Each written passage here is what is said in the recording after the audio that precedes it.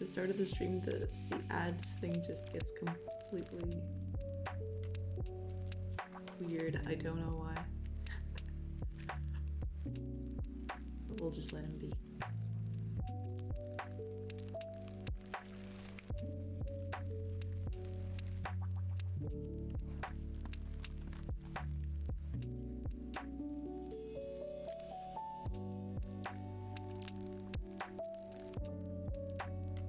Let's get that out of the way.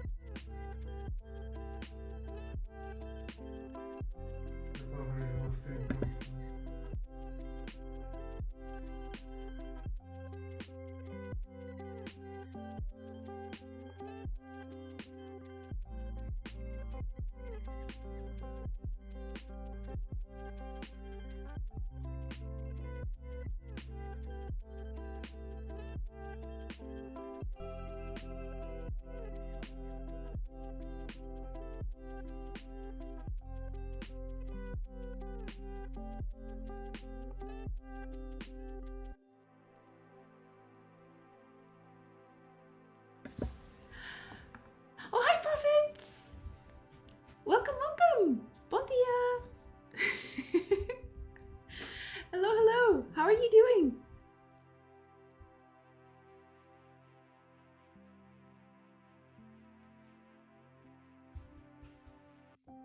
Glorious midweek? Yes.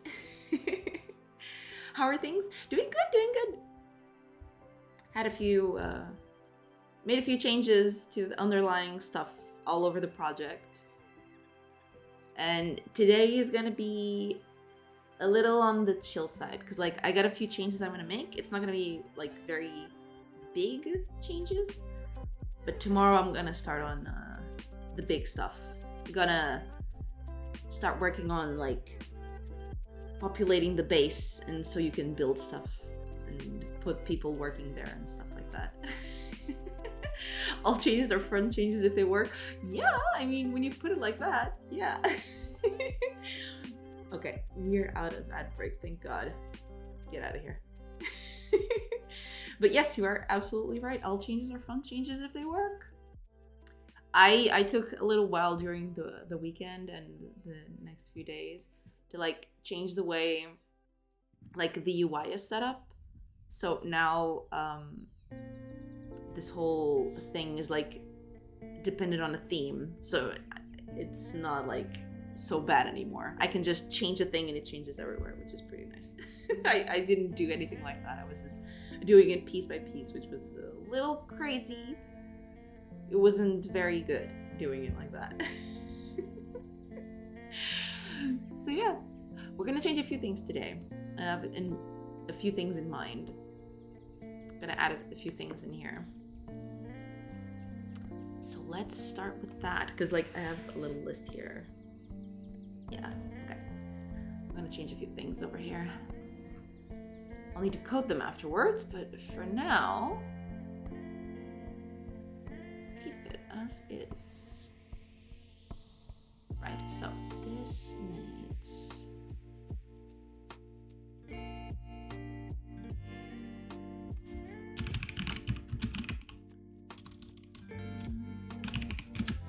we'll just do that. Put that in.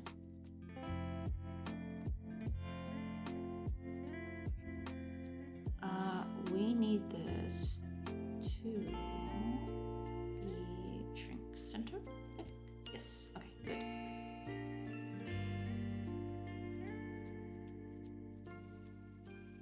Yeah. This is going to be...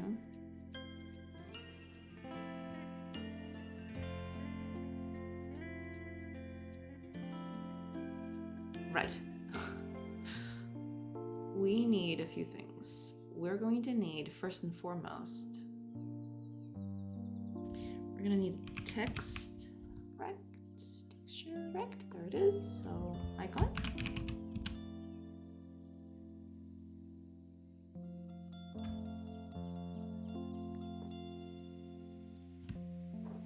We're going to need a label, I think. I think label is okay here. You can always change that later. We're gonna copy this over there, like that. Oh, aren't labels? They probably aren't. Yeah, I'll have to change that. I can just change that right now. Didn't I? Oh yeah, I didn't do that for labels. Let's do that for labels then. Label. Font color of this. The same as all the others. This one. There we go. A little easier. Right, the icon. Let's make it a sorta. Oops.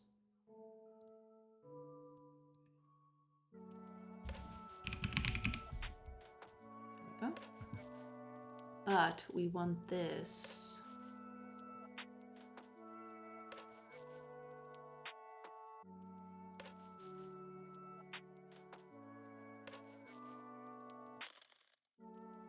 There. All right. That's good enough. That is... Yeah, seems okay.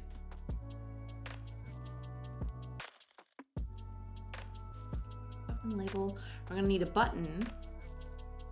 Not just any button, but a button. Just put up a button here. That's cool because it comes you know, textured. So that's pretty nice. All right, we're gonna need an icon for this. So let's make that real quick because it's an icon to unequip stuff. So we need that. Let's just make a small arrow here. We can actually take this over and do that. Yeah.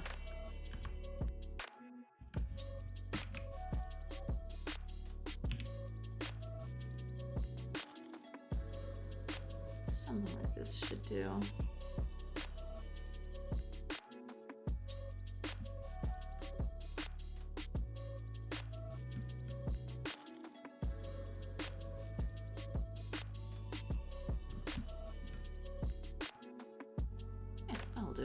Let's just change the color of this.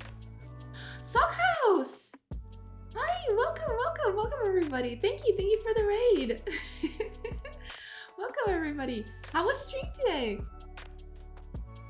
I haven't followed it in the last few days. I'm so sorry about that. How's the game coming along?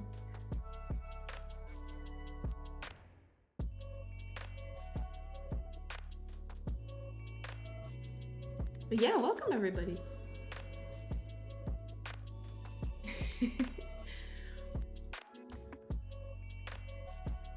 Stream was good. Game was eeh. Oh, I'm sorry to hear that. Overhauling my options menu. Oh, I see. Yeah, I'm kind of doing that too. I'm overhauling like my menus.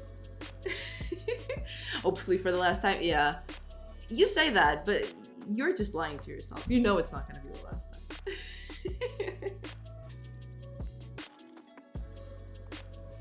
It will never be the last time.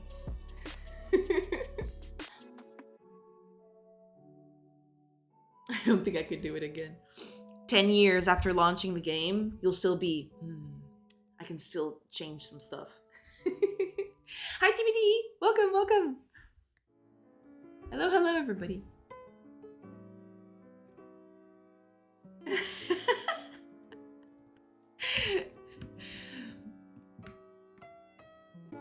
Search your feelings. You know it to be true.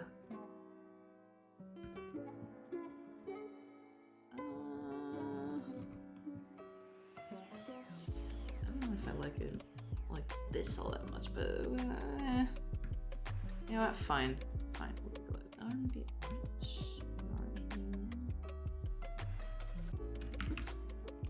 orange. That'll do. It's temporary anyway. Be right back. Just gonna use the washroom. Of course, sure. Go ahead. You do you. Okay, this is good. So let's import this over on, where are we putting this?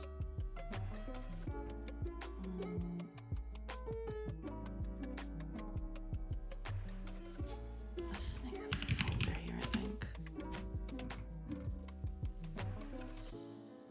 Yeah. And then we'll just duplicate this.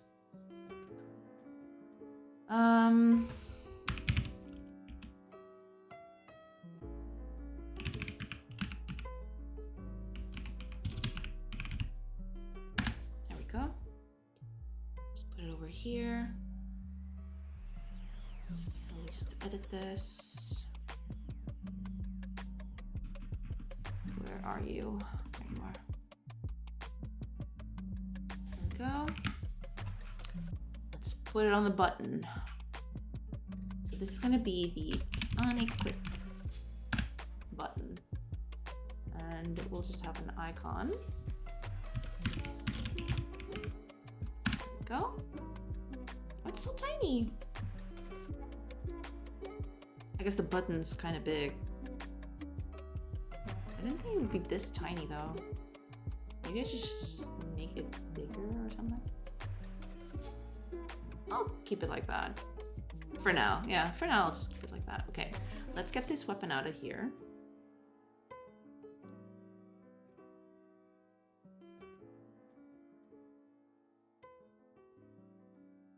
Because what I'm going to do is, I've got this party inventory over here.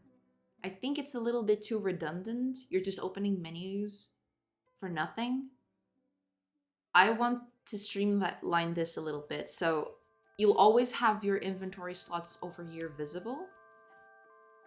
And eventually, not right now, because I'll have to figure out how that works. I still haven't gone through that. But eventually, you can just click stuff here and tell the character to equip it. So it's pretty much gonna be like this, but it's gonna be on the side of things, like right here. It's always going to be here. It doesn't open and close because like it's too much. Like it's too many menus. It's too buried. So yeah, I'm just gonna move this stuff over to this menu over here. So these are no longer gonna be two joined things. Or disjointed things.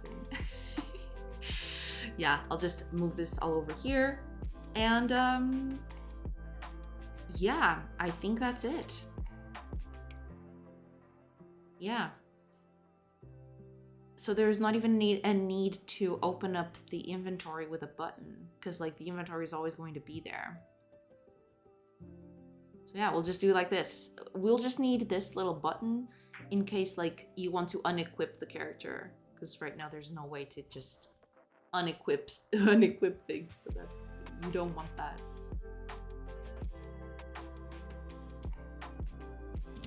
There, weapon. Let's duplicate this. Let's make this the armor. And this is no longer going to be the thing. So goodbye, armor. Goodbye, old armor. We don't need you. Let's quick load this armor. Oh, right. No, we don't want that one. We don't want that one. That's bad. Let's put this one in. All right. So this is going to be armor name and protection. It's going to be single value. And there's a little button to unequip it if we want to. Okay, good. So that's the first big change. Second big change is we need to move all of this over to here. I think I'm going to move it. I don't know if I should move it like to the right side or actually here in the middle. I'll have to think about that. Because like, I guess I'll keep it over here. Because like when you're changing your weapon, as you divert your gaze over to the inventory, you kind of get a glimpse of what kind of weapons they prefer due to their skills, right? So I guess that works. We'll just keep it over here. I'll make it easy to move somewhere else in case I change my mind, but yeah. So these are skills. Let's add, like this is characters, stats, skills. This is actually not going to be characters. I need to change this. So this is going to be like what? Like elements?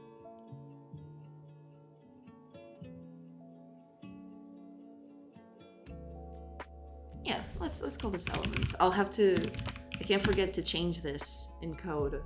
Otherwise it's going to be very, very weird. Right, so now all we need is to pick this up. Where is it? Yeah, we'll just create like a, is that a margin or just a panel? It's a margin, okay. So we'll just create a margin container here. We'll call this like inventory. Or party inventory, better yet.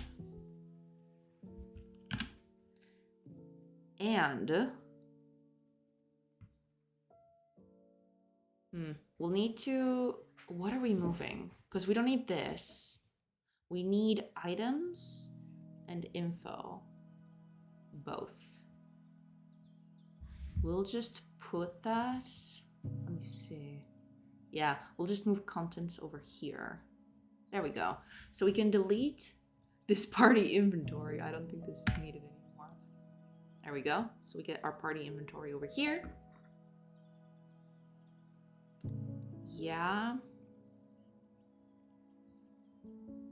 There we go. Okay. Good. So now, let me just check something. We don't need the title anymore. Well, we kinda do. We really should keep this stuff here. Or maybe we don't, but we'll just keep it there anyway, it's fine. So we got our slots thing, and we got everything else. So all we need to do now, hopefully,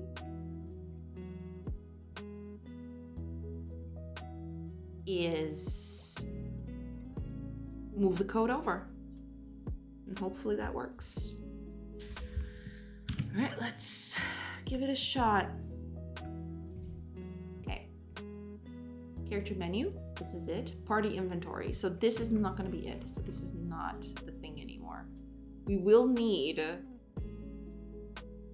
we'll need this, kinda. It's not exactly gonna be this, but we'll need sort of something like this. So we'll just move this all up. over to our character menu. Let's do something. Let's. I didn't want to do that. Crap. I actually wanted to pin it. Pin this one. Pin this one. Close everything. There we go. Okay, we can unpin now. There we go. Move this over here. Ah, perfect. Okay, it's clean. we do like clean things over here. All right, so moved this. This is during the constructor, so it's gonna be here. Some of the stuff is gonna need to be moved, I am aware, but we will.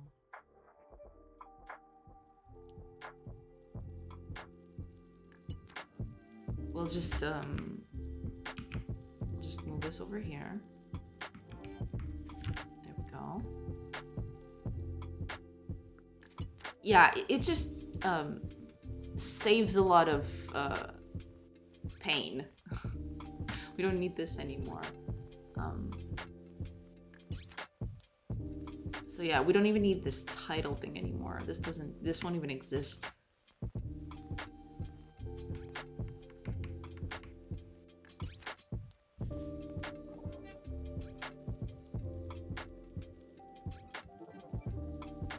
Right, so this is on enter. Let's move this over to here. We'll need to change a few of these things, but that's okay. This, I believe, is already present here, so that's fine. I'll just take that off. And this is already done too. So yeah, this is pretty much a carbon copy of the other one. That's why it's so redundant. We need to remove this thing, because like it's menus and menus, it's just gonna be confusing or something. We need to remove that. Right, we need this as well. Let me exit. And we need this. Right. Then we've got the draw inventory slots and equip item, show item info. Yeah, there we go. So this class is gonna be redundant and will not need to exist. All right. We'll just need, yeah, this is going away. Delete this. We don't want this anymore.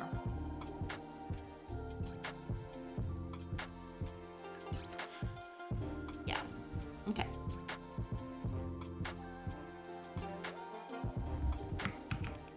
Move this here. Delete this.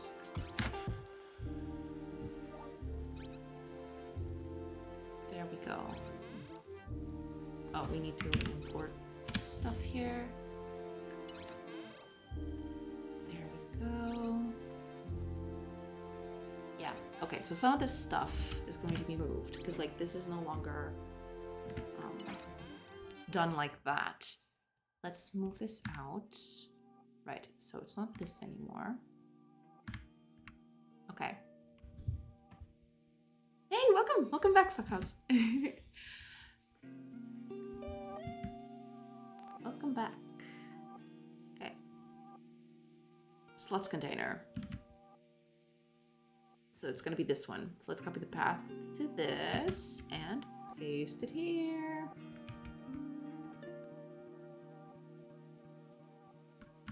There. Yeah, pathing is a little larger, but that's okay. Item info container. So it's this one, I believe. Yes. Yes, it's this. Okay, so let's copy the path to this. Paste it here. There we go. And everything else should be okay because I didn't change anything from this. And we're using this one as a base. So, okay. That's good. Now we just need to check.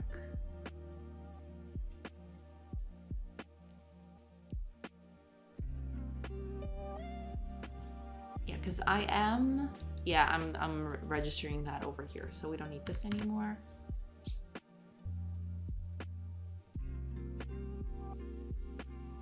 We draw the inventory slots.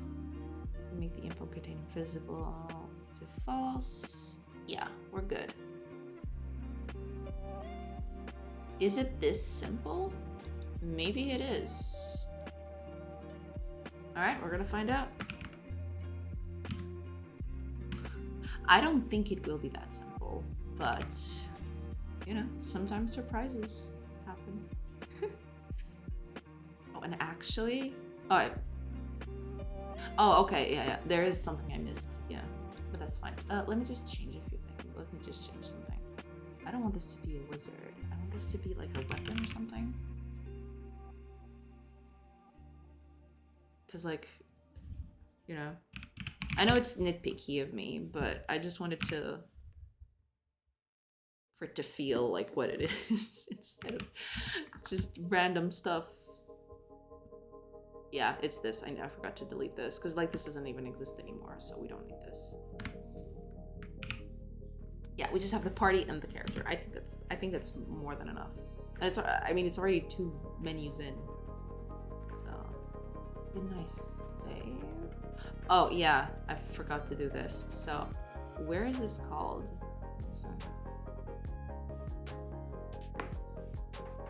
Oh yeah, there is something. So like now we don't have that weapon anymore. We do have the unequip buttons, so we'll need to do those. Let's do those. Yeah, I completely forgot about that.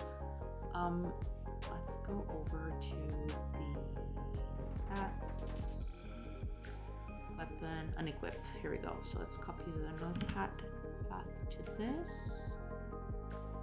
We're gonna make a few changes here. So this is not gonna be UI stats weapon anymore. UI unequip weapon button.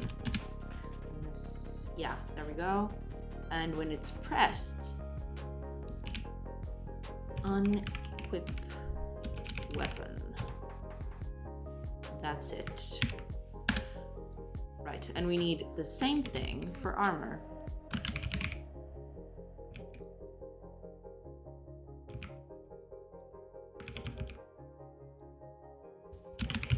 There. We'll just keep that. Oh yeah, and this needs to be changed. There we go. Armor. There.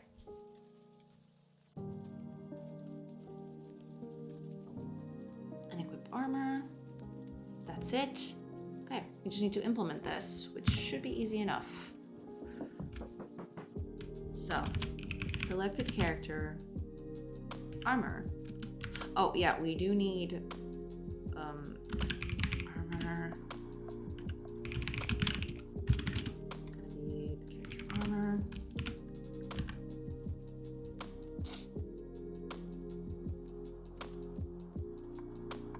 So armor is going to be like, there is a place where I've stored the unarmed thing. Let me see.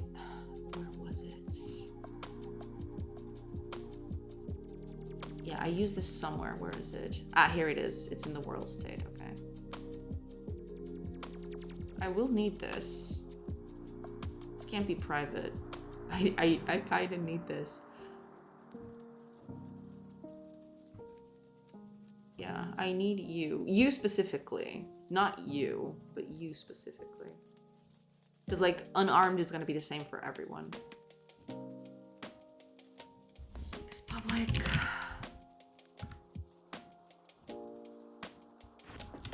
This is going to be moved, but yeah. There we go.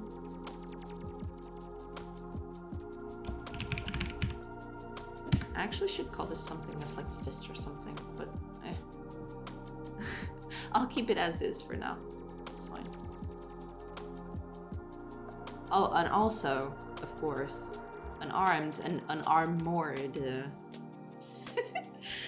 Unarmored also needs to be go. Yeah, I need to move these somewhere, but yeah, for now we'll make do.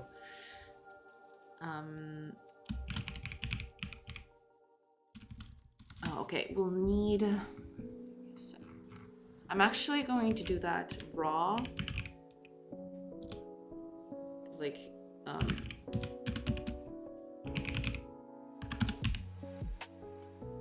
armor and armor. There we go.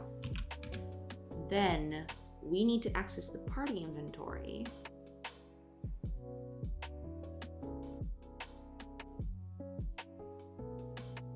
Yeah, okay, so party. Do I have a party? No. I have to get it.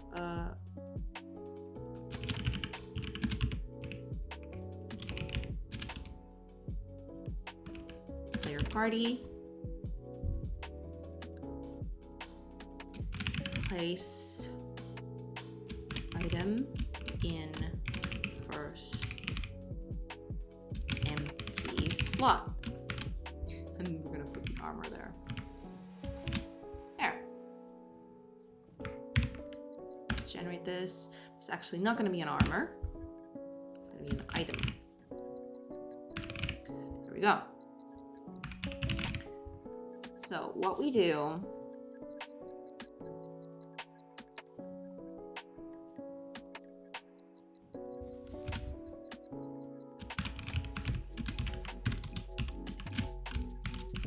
the item. That's it. For now, I think. So all we need to do is do the same for the weapon.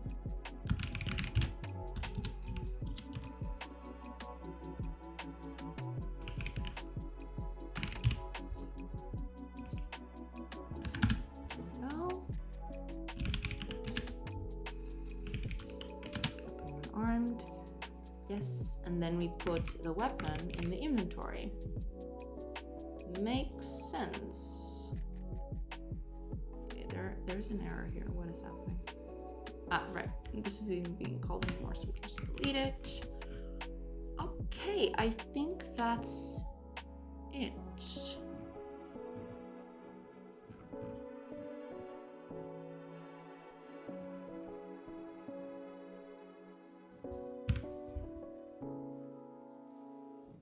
Yeah, I think that's it. Let's see if it works. Hopefully it does. Okay, it compiles at least. That's not always a good indicative. What? What's that?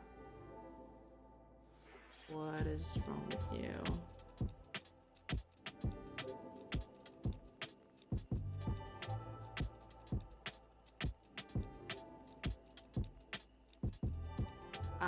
Did I change this? Probably did change this. Skill list container.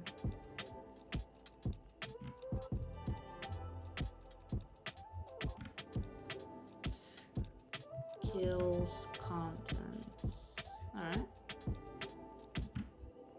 Did I change it?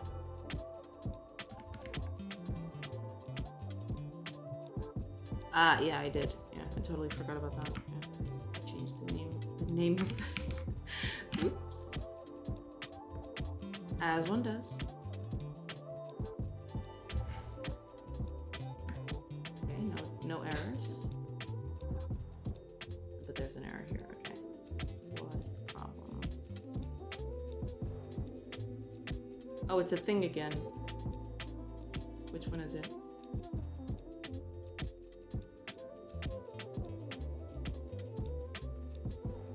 Right. Okay. What is this? Movement type.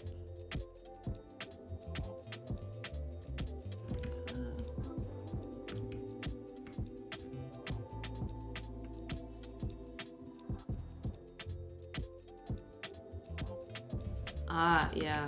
It's this. There we go.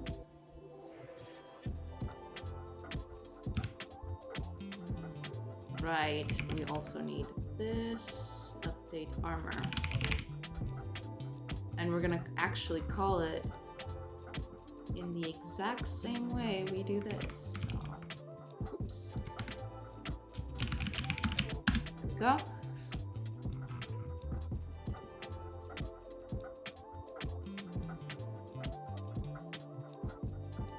Right, we need this. We need all of this. And we actually need to change the other one too, the weapon thing. Because, yeah, it works a little differently now. So we just go over here and...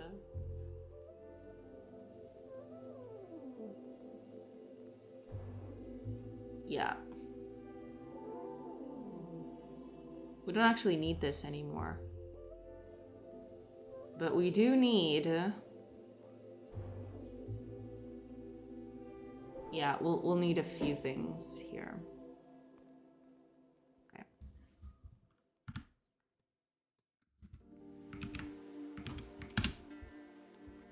So we're gonna need a texture rec for the icon and another for the label. So texture rect. This is gonna be my weapon icon, and we're gonna do the same for the label. This is the label. There we go.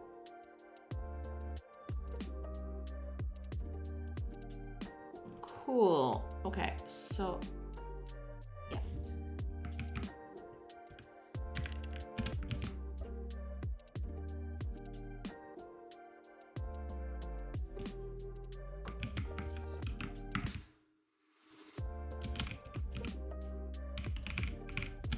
There we go. This is gonna be icon, and then label. It's just gonna be a regular label. Cool. Okay, we're going to need to do this for armor too.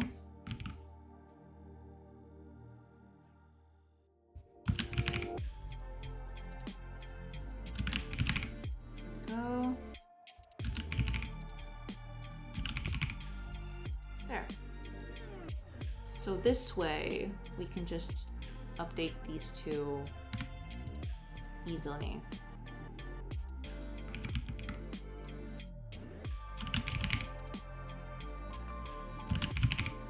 There. So we can just go down here and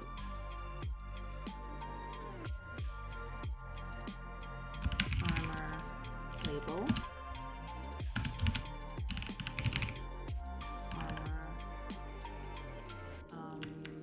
Icon. Oh, I didn't copy that?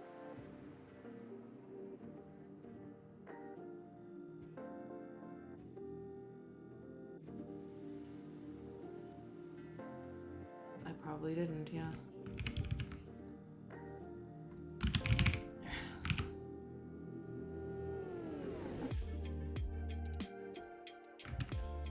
Icon dot texture is going to be that. The text is not going to include an image. It's just going to be armor protection done. Good. Okay, that's good. Hi, Gerardo. Hello. Just wondering why the underscore before var names? That's a C# thing. Like usually, this is convention. It's not like you don't have to do it, but I usually do it because like it's like common practice, I think. Private variables will usually have an underscore before the name. It's a C# thing. So that's why I do it. No other special reason. It's just, you know, convention, pretty much.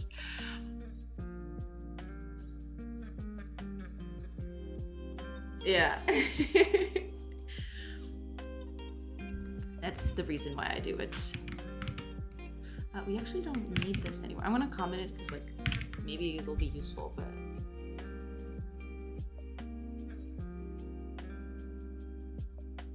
oh yeah, it is going to be useful in the case of like I can just pick this up and put it over here instead. There we go.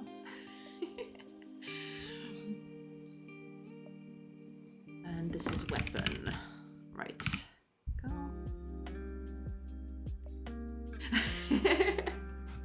Yeah. This dot something, this dot another thing, yeah.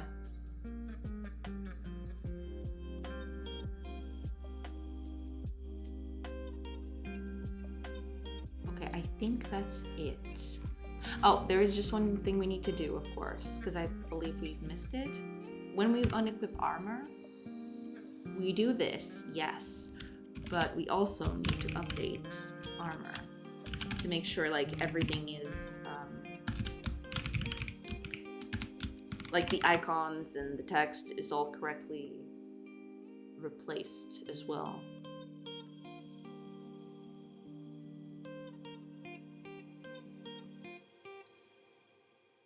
Or we can just do that, yeah. I'm thinking about it. Yeah, we can just do that.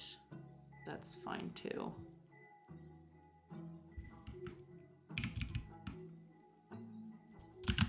We'll just do this then.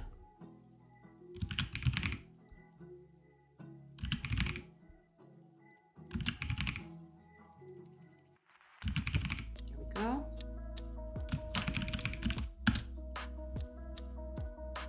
Inventory slots.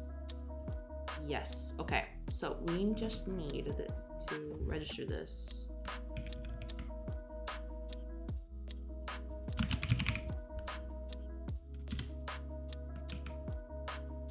Oops. Yeah, I selected 2 lines. My mistake. What?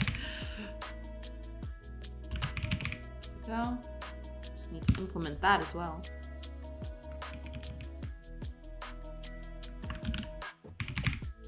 Go.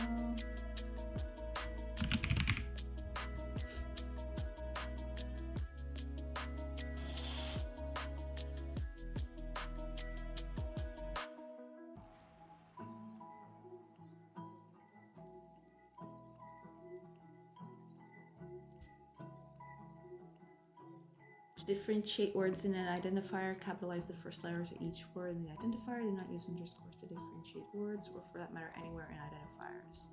There are 2 appropriate ways to capitalize identifiers, depending on the use of identifier: capsule casing and camel casing.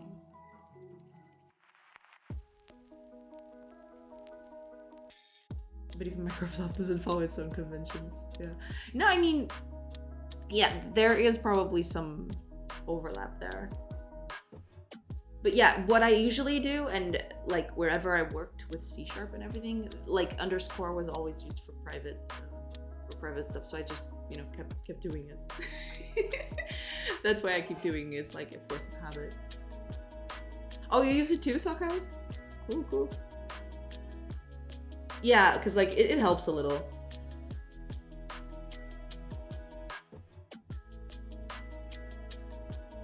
I don't even know if the MSDN docs have underscores. It's just, it's become so ubiquitous, like everywhere I worked on and like all the code that I did, I did that it's just... I thought you could specify the variable as private in C#, but it's been a long time since I used it. No, you can, you absolutely can. So like, I just do this.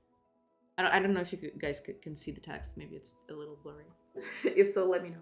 But yeah, you say it's private, but then to enforce it, to reinforce it, I mean, you put an underscore at the beginning and you make it like lowercase. You start the name with lowercase. Or that's usually how I do it anyway. Where are you? Here you are.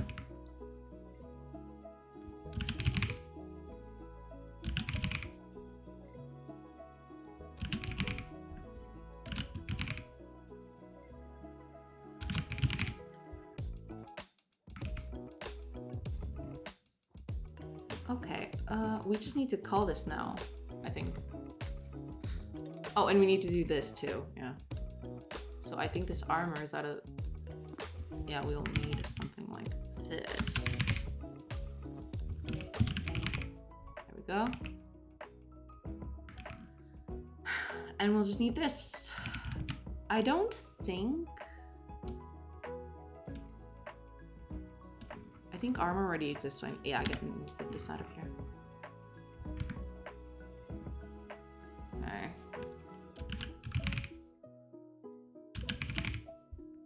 There we go.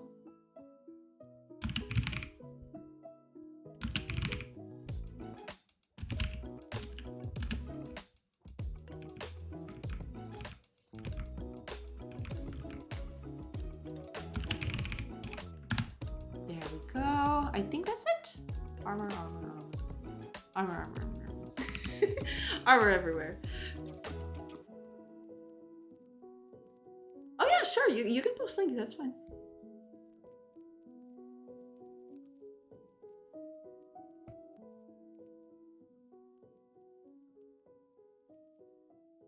What does it say?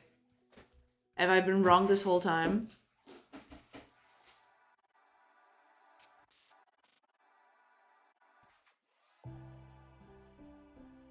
Identifiers must start with letter or underscore. Identifiers can continue to go to letter characters. Interfaces start with I, yes. Attributes. Identifiers should contain the consecutive underscores, yes. Private instance fields start with an underscore. Yeah, okay. Whew. Dodged that bullet.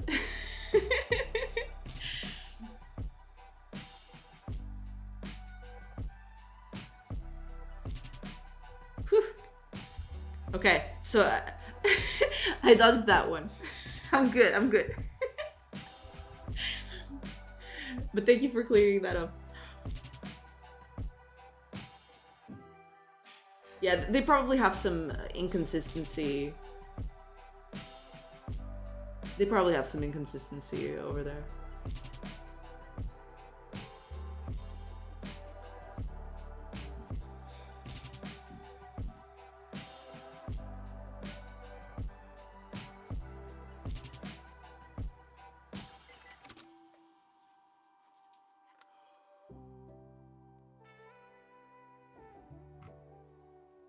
Yeah, because from what I can see, yeah, the .NET framework it's too large. Like, there's a lot of people working on it. It must be a nightmare to keep this updated. But yeah, in terms of capitalization, like, these are the rules. It's just that, you know, convention follows that, you know, private members usually have an underscore before. I guess they forgot about that little tidbit on this specific doc.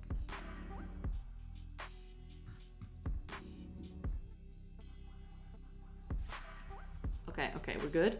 We're good. Armor changed. We do this. Cool. Okay, we're good. Okay. Hopefully it's the last bit of, like, errors everywhere. Are you... Did you even compile? Okay. Apparently you're fine. Apparently you're fine. Uh-oh. Did I? Oh, crap. No, wait a minute. Wait. No. Yeah, I need to make these reach text labels. God damn it. Or maybe not. Maybe I just... Do I need it to be centered?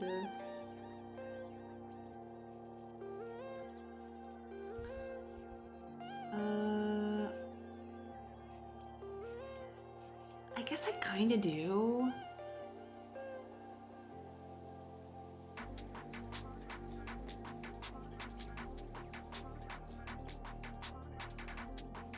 Uh-oh. Oh god, I always forget this. Hold on.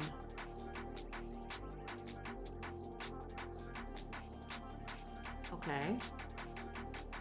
So why is it not doing that?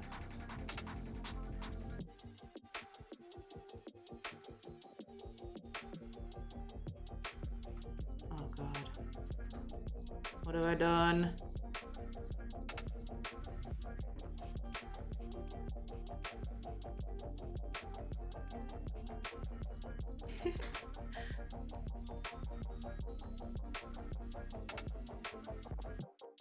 Using public conventions really start to matter when you're collaborating. Yeah, because like when I had to work with other people, yeah. Solo project, you can do whatever you like this.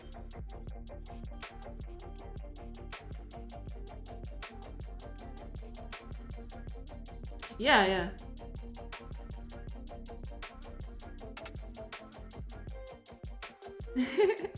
Yeah, I usually like I just started doing that because like everywhere I worked they do that, so you know it just I don't know, seeped into my my normal work, I suppose.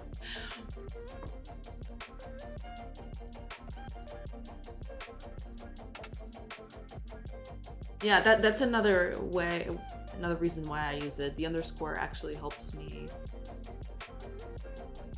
like at a glance I can tell, okay, this is something that belongs to the object, not like something that isn't something local. Yeah.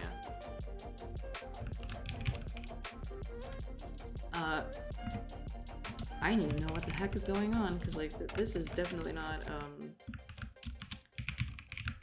this is definitely not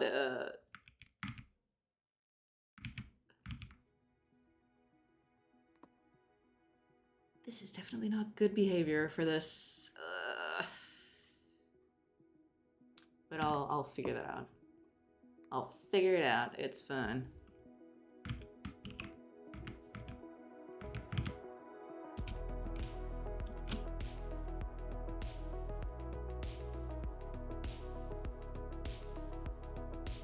Yeah, pretty much that. Yeah, that also helps a ton. That's why the underscore is so useful at the beginning of things. What is with this thing? Why is this thing? Ah, okay, here we go. I need to turn the auto wrap off. Apparently. Okay. Cool. Off. Yeah, my button is like long button. Instead of long cat, it's long button. Yeah, but it's because like some of these things are like really weird. What if I take off the fit column? What does it do? Okay. I mean, that's what I would expect to happen. I just need to turn the auto wrap, I guess. Okay, okay, sure, fine. That's fine.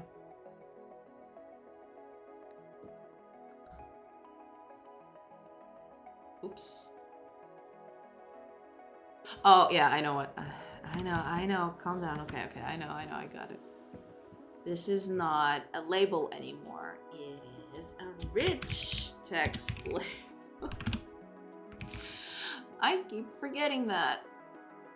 Label and label. And this is a rich text label. So you use underscore just for private members of the class? Yes.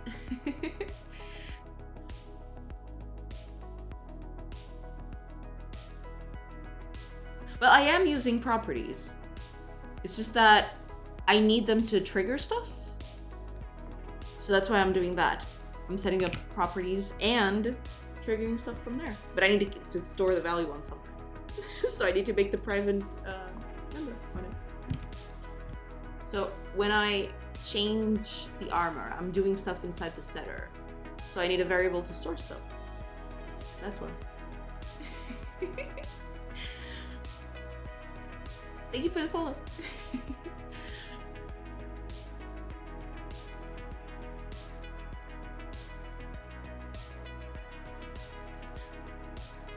That'll create a backing field that you don't need in that instance.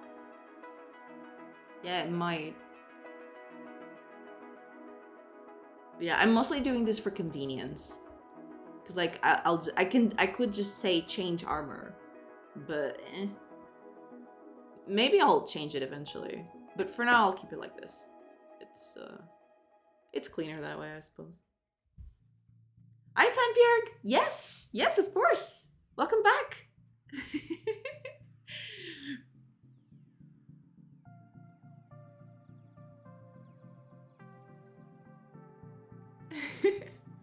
It's get end set. How are you doing? How are things? Wait. What was I? I forgot what I was fixing. Crap.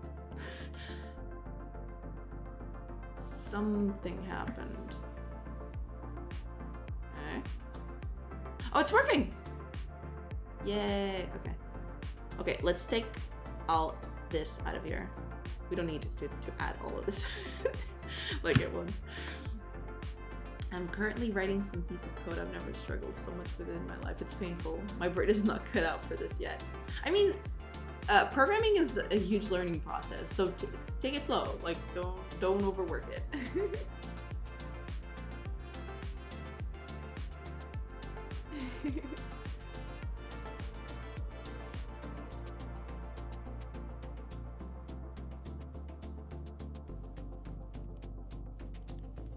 Oh, you're actually at that point. Okay.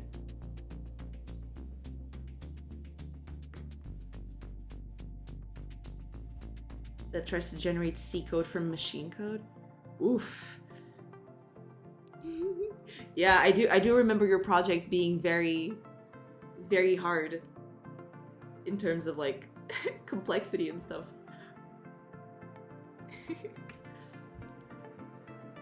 But yeah, things are... That is pretty badass.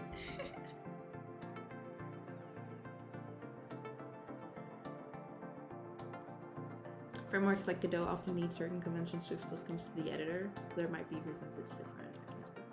Yeah, I mean, most of the reasons why I do stuff like this, it's mostly for convenience, and maybe because it can be edited later.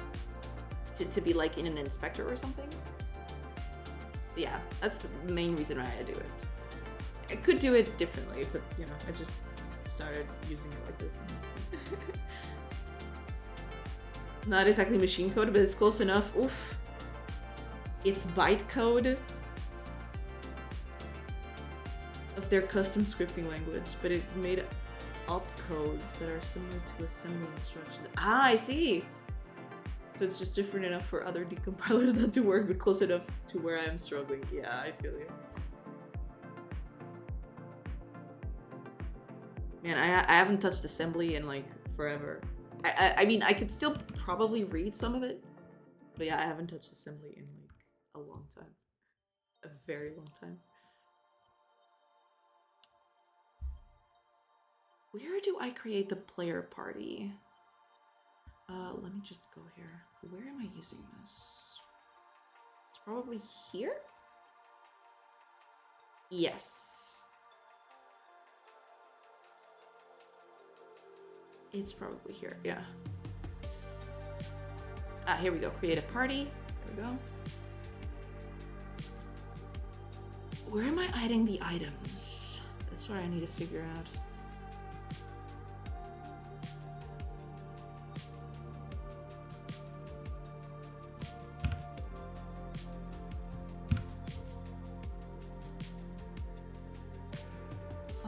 Where am I using this? Ah, here we go. Wait a minute. Where is this thing called?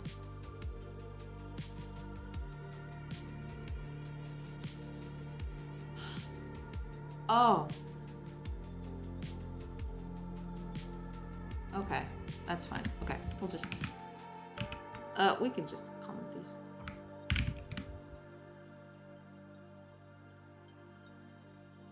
I've always wanted to learn assembler. I just didn't find the time. Yeah, I mean, I had to learn it for like university, but yeah. I really enjoyed it though. It was one of, like, I really enjoyed writing assembly for some reason. I'm just crazy like that. I don't understand ARM v5t assembly. I don't even know what assembly I touched Like, it's been forever. Because it's what this game uses, so I've studied it. And it also has reduced instruction set. Ah, I see.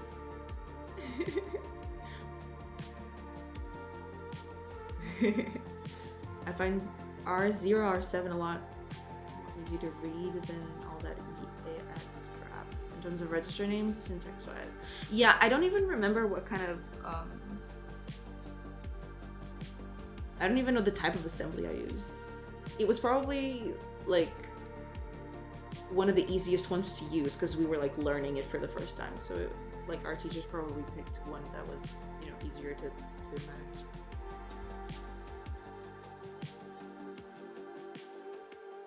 X86 assembly syntax just hurts my eyes.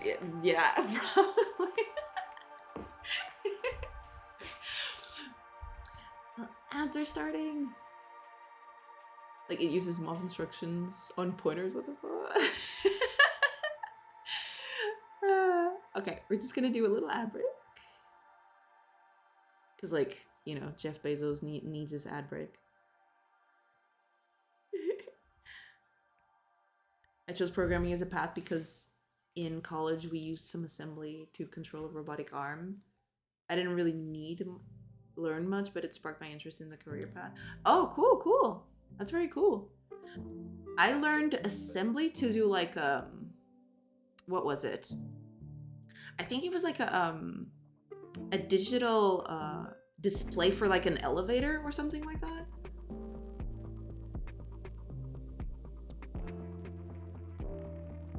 I think that was my project with assembler, and it was pretty nice. Like, we had to print the whole code. I had to deliver like a stack of paper that was like this thick to the teacher. Like, here's all the code we did. That was fun. You know, on V5T, you have completely separate functions for pointers. I mean, instructions, okay.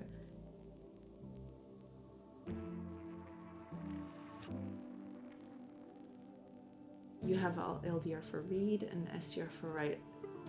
I don't remember if I used those. And then they have variants and also some other ones that I don't worry with, but doesn't use MOV. Oh, I did use MOV a lot. So that's probably not the one I was using. Yeah, I do remember MOV being a thing. And that they were very warm. They just put it in the fireplace like, oh, won't be needing this anymore. It's beautiful, easy to understand, and nice. Okay, okay. But yeah, I do remember using MOV a lot, so yeah, that was probably not the one I used.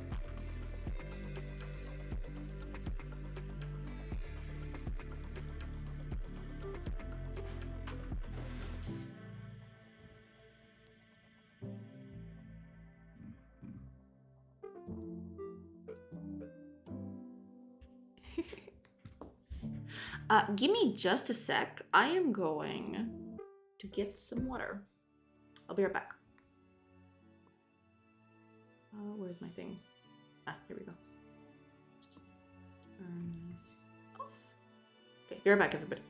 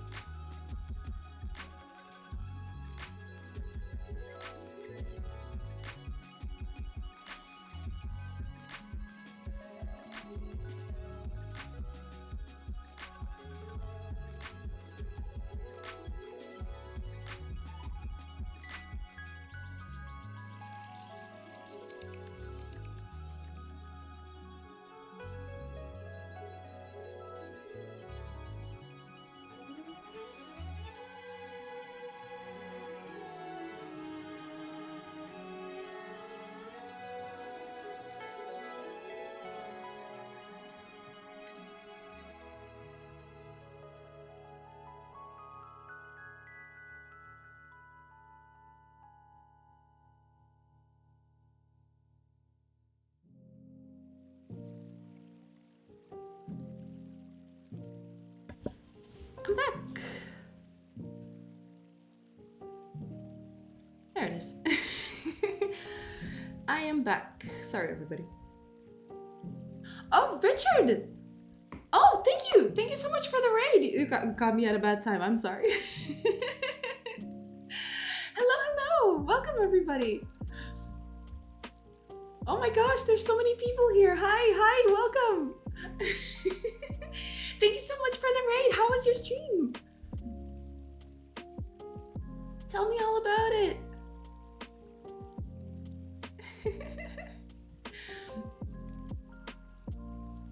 It's fine. Raiding is traditionally done as awkwardly as possible. Oh my god, yes. Like, when I raid, it's always so awkward.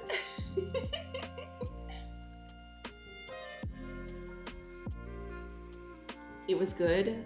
I've turned my brain into mush with coding today, need the nap. Yeah, I feel you. I get that sometimes too.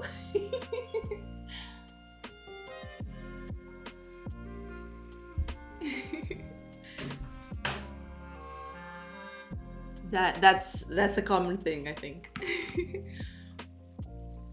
But yes, welcome everybody. I will show you the game in a bit. Give me just a sec. I can show you all the thing I'm working on. Let me just scooch this over here. So, presentation time for everybody that is new here. Welcome everybody. So this is the game I'm working on. This is kind of like a mix between a base building game. So like you build buildings, you put people in them, and they produce resources, stuff like that, and an RPG. So how does that mix? You have a team of heroes, which I can now show you because like I have a menu for them. Like it's still very work in progress, but yeah. These are our heroes, so to speak, and they help protect our merchant caravans. We need the merchant caravans because like we don't produce all the resources in our city, so we need to get them from like neighboring cities like here. The idea is you need to protect your base, which is under this character. Let me just move over a bit. So this is your base. And the idea is you need to protect your base from constant raids from the enemy faction, let's say. And the idea is you'll need to trade with neighboring cities, visit like ruins around the city, you know, gather resources around so you can improve your city, so you can defend it better. And it's like a loop until you manage to defeat your enemy, which hopefully won't be that easy. But that's the idea. So right now, what's done is you can actually, let me just show you up here. So you can move around the map, you know, but that's a given. You can visit, like this is your city. Supposedly this will be like generated and it'll have people moving around, but for now it's just a static image. You can do stuff here, but right now we don't have resources, which is like this little nothing over here. I need to make a UI element for that. But yeah, right now we have nothing. So how do we get stuff? We move around the map. Time is ticking. I need a UI element for that too, but over there up on the top, time is ticking. So when it gets dark, you'll want to camp. So you don't get, you know, a surprise attack from enemies or like wildlife or stuff like that. So the idea is that you may camp at night, which is also, you know, not animated or anything like that. So please excuse that.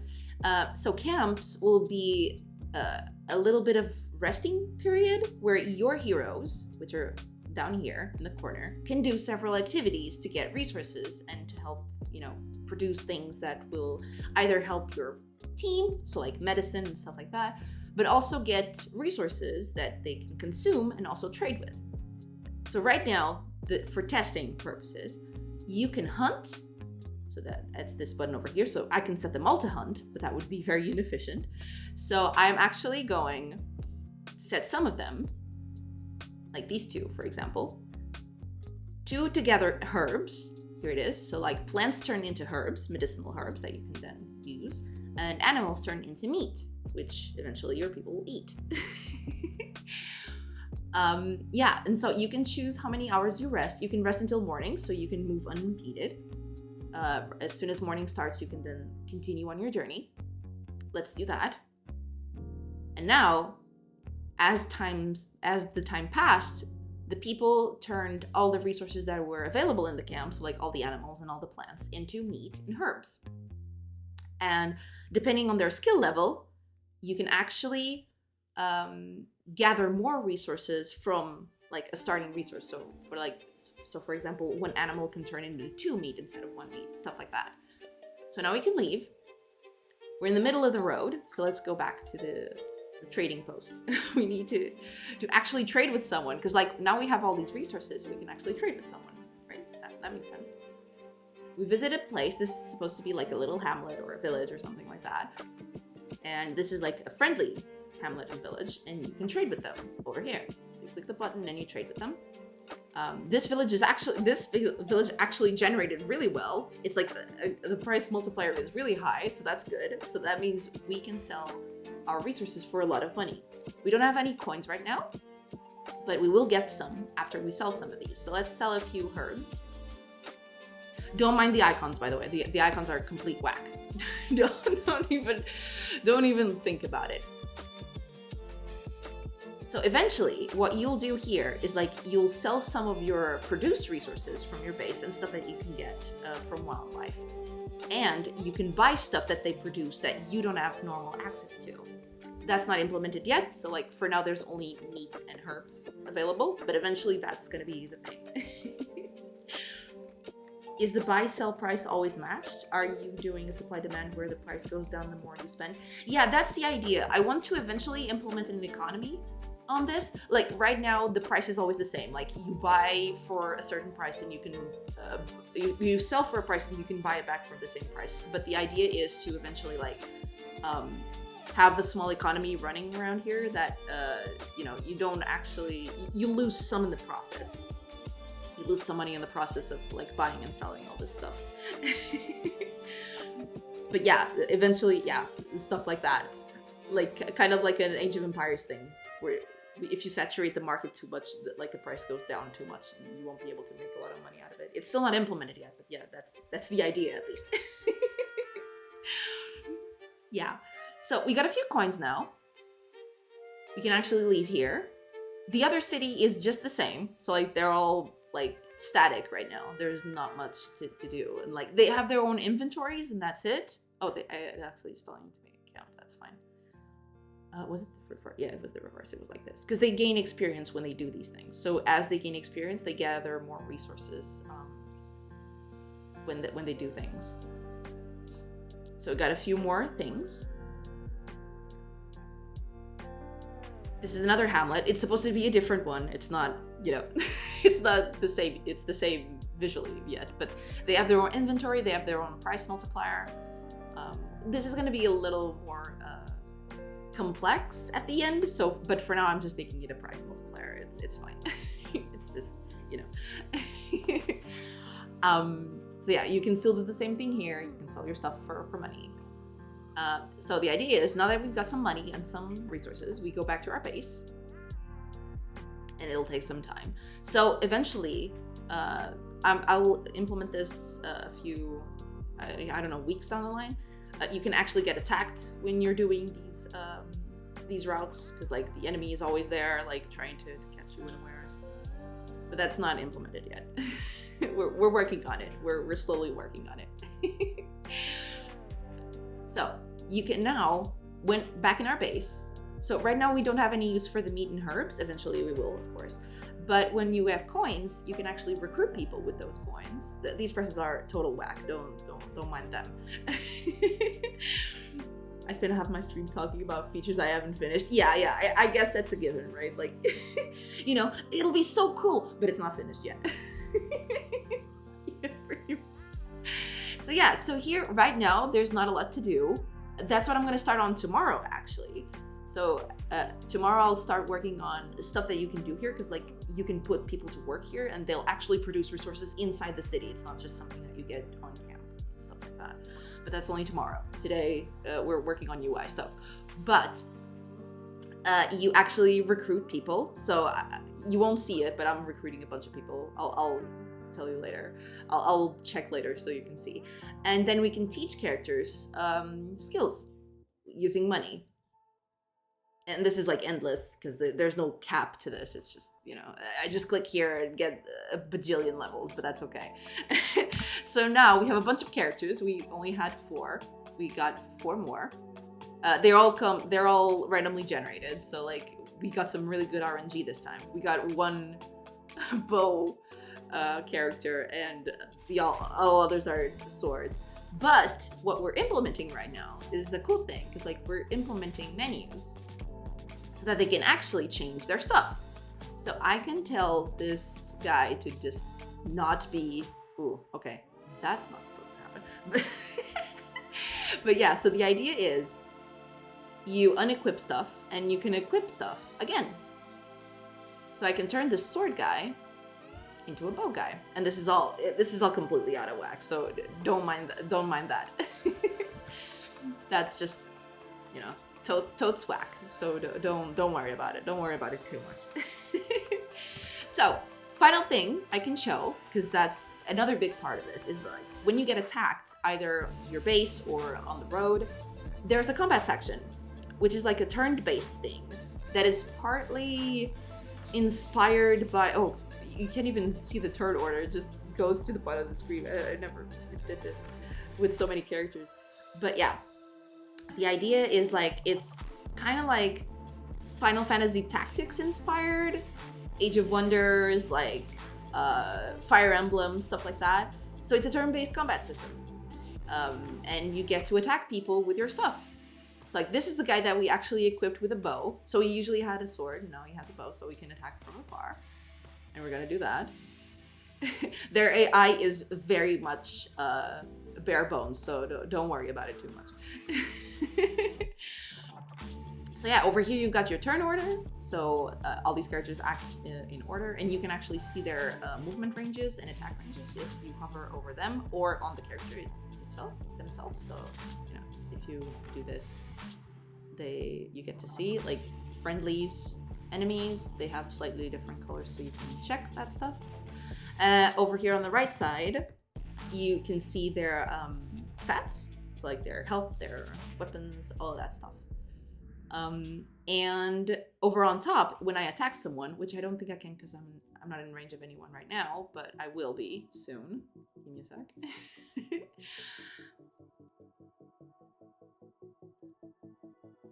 There you go. Okay, so when I'm in range of someone, you get a combat forecast. So I deal 1 to 3 damage. The guy has 3 health left. He can either end the combat at 2 health or 0 health, because he has no armor. So this is their armor over here. It's a snowman because he's got no armor. He's cold, you see. It's a thing. Don't worry about it. Because like half of the sprites aren't even finished. So like these are all placeholder sprites until proven wrong. So yeah, we actually managed to deal maximum damage and got the guy down, so that's nice. Combat is going very well for us because like we have like double their characters, so you know, it usually doesn't go that well because like it usually is both sides have the same characters, and sometimes it's very clutch. But that's okay.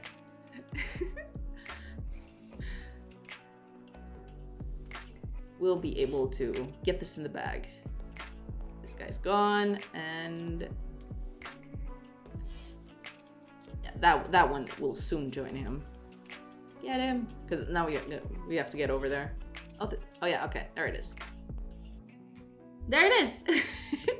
We've actually won combat. There's still a lot of stuff to do, but yeah, this is pretty much all that is implemented so far. This is the game so far. It doesn't have a lot. There's a lot of stuff to do, but yeah, we're working on things slowly but surely. So that's it. That's the game.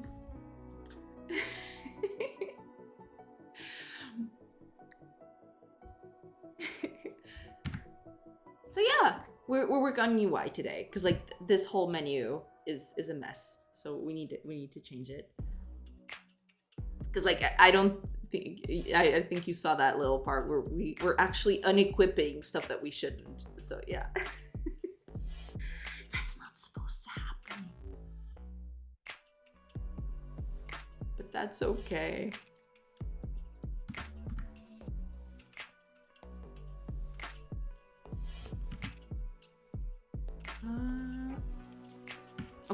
let me just check what that was all about, because like it just, well, I know part of the problem. I know why part of the problem is. Thank you so much, Richard. Thank you so much for the raid. And you do have a nice rest. You deserve it after all that coding you did. I'm sure it just like completely knocked your head out. So feel free to rest a little. Thank you so much. Thank you so much for the follow and for the raid. I'll keep them in good care. Hopefully I don't bore them too much.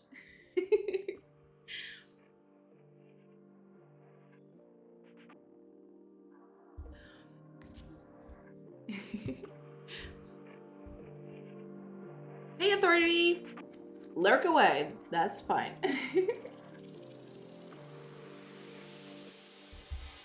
That is perfectly fine. Lurking is a way of life, and we don't judge here. Okay, we need to hang on a second, because like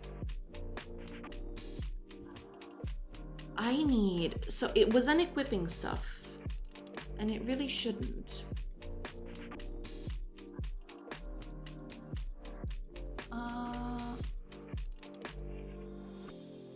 Oh, okay, hold on.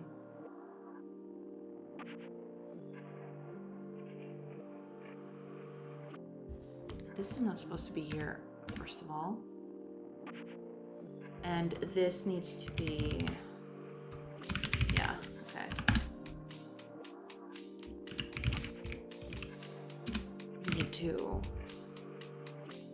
take this out so it doesn't get called twice. But that's not the other problem. The problem is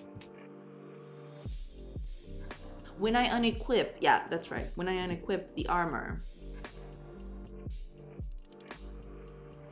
I make it unarmed, yes. But when I do that, so when I change the weapon, I need to actually check. Right, okay.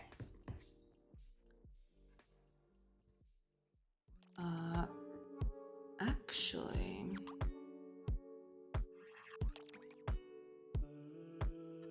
because like when we're changing the weapon,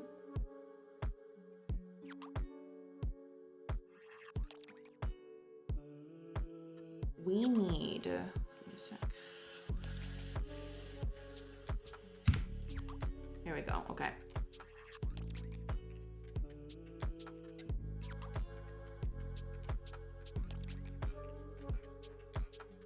Right, so when we do this, we equip the item. There we go, okay. So we need this to check if that selected character weapon, yeah, okay, so we need to make a check here. If their weapon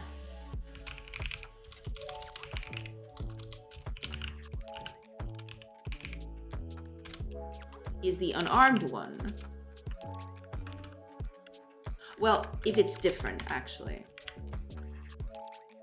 If it's different, then you store it.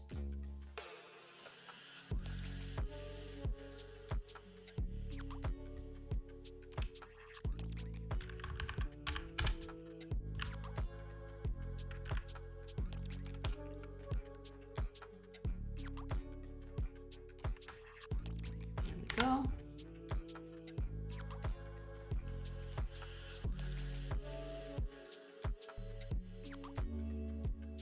Well, yeah, all right. We'll just do that. Oh, this is weapon. There we go. So we need to do this for armor as well.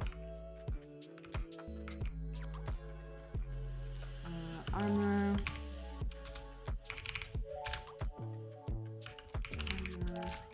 Armored. Okay, there we go. Okay.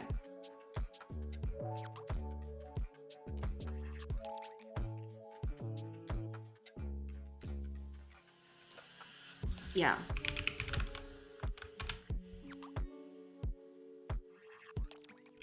Else this is gonna become null. And the same goes for here. There. There. Well, that fixes part of the problem, but I was actually updating stuff in different places. So give me a sec. Yeah, here it is. Yeah. Weapon icon and weapon label. There it is. Oh yeah, I'll need to bring these back as well.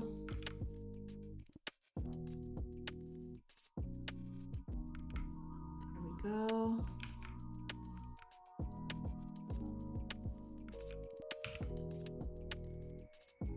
Okay, good. Okay, that solves part of the problem at least. Let's test a few things out. Let's see if I contemplated all the corner cases. Let's see. Take it off. It's not showing up here, so that's immediately bad.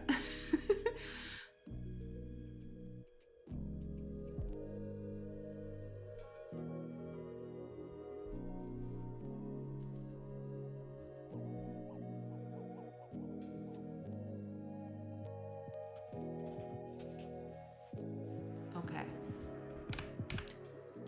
So something's not right here. Let's go piece by piece. So first of all, when we unequipped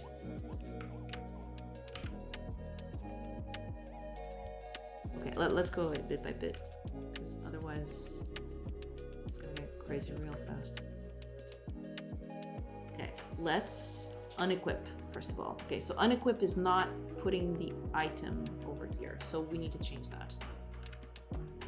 So when we unequip,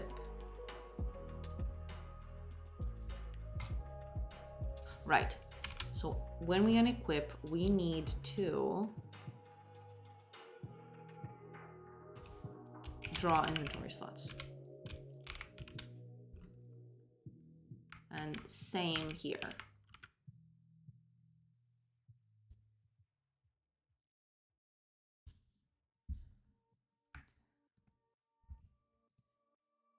Okay, good.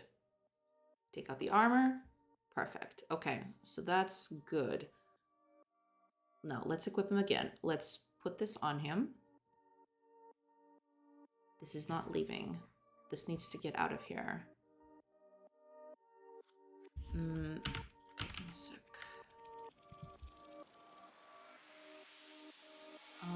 When I'm equipping the item, where is it? Equip item.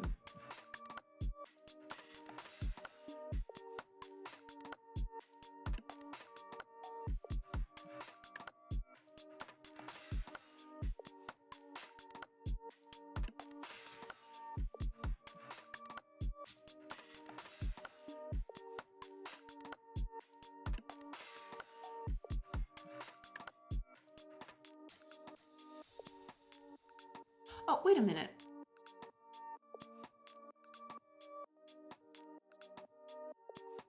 Oh yeah, this is in the case they switch. So if they switch, his current weapon goes here, and he gets the new one. That's fine. So why isn't this working? Interesting.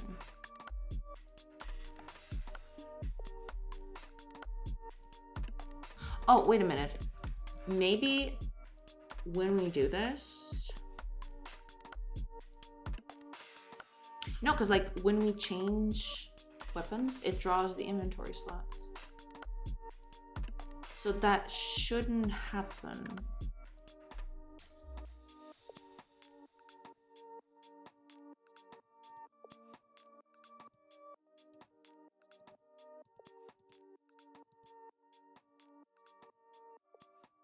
Ah.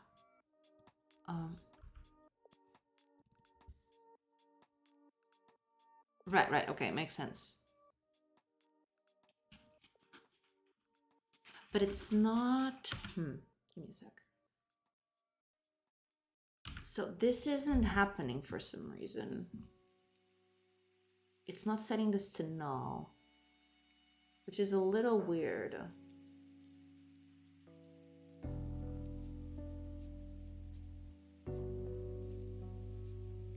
It is a little weird. So I'll have to check that actually.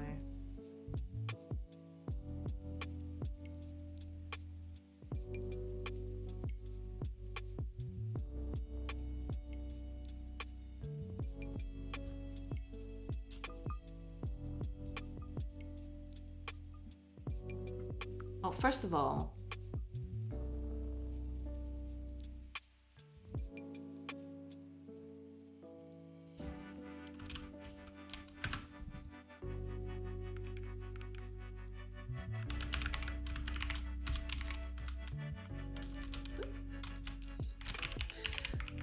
okay. There, okay.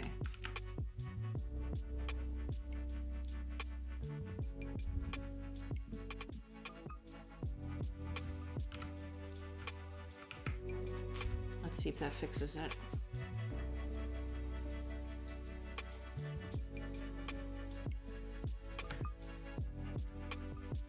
We unequip, correct. We equip the bow. Correct. Is it working?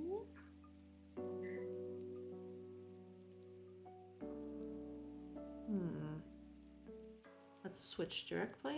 That also works. Yeah, I need to disable these buttons where, yeah, because otherwise this is gonna happen. We don't want that. That would be bad.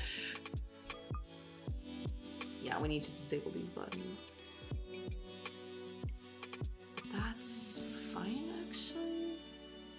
Like, apparently it's working correctly. Okay. So if I go here, well, yeah. Okay, let's take this out. Let's unequip an armor from someone like this and then equip it on someone else. Correct. Okay, so this is working correctly, so that's fine and dandy.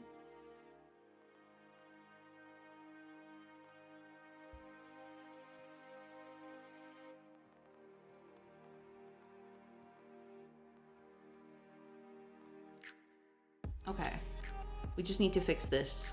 Like, it can't have the unequipped when... What is that? Let's...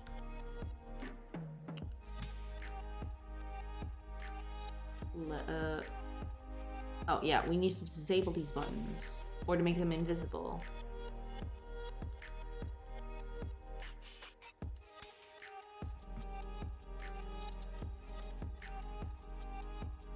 I do believe I've saved them, correct? Yeah, here we go, an equip button. All right. So when we update the armor, instead of that, yeah, instead of this, we'll just disable it if it's the unequipped thing. So the visible will depend if the selected character, what is this, armor? Is different from state, armor and armored. There we go. And we did the same thing for the weapon. So if the weapon is fists, then we just...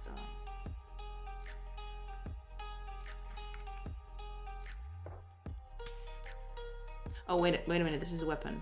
It has to be armor. And this one is weapon. Okay, good.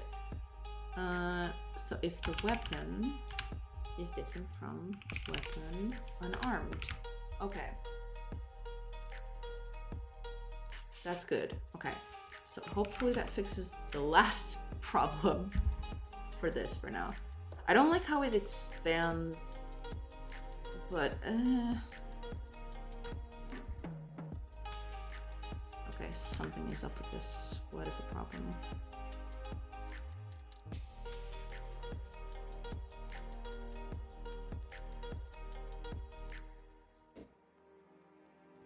Is this being called like immediately? This is on enter, but everything's set up here.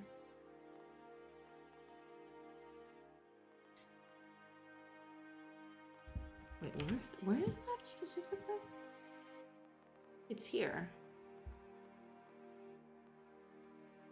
Select the character. I'm assuming it's like immediately set up, correct? Yes, because it's right here.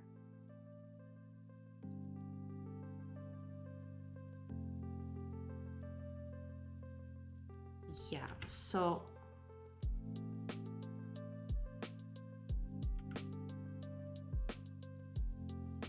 yeah, and it's up here too. Wait, are the buttons are set up immediately? Yes, okay.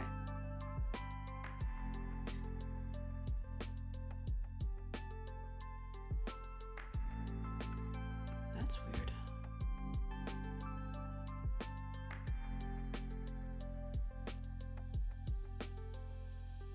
Because this should all be set up.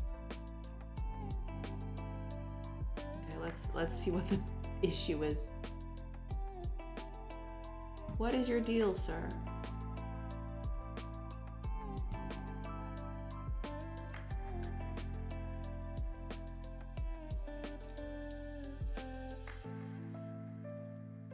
Huh.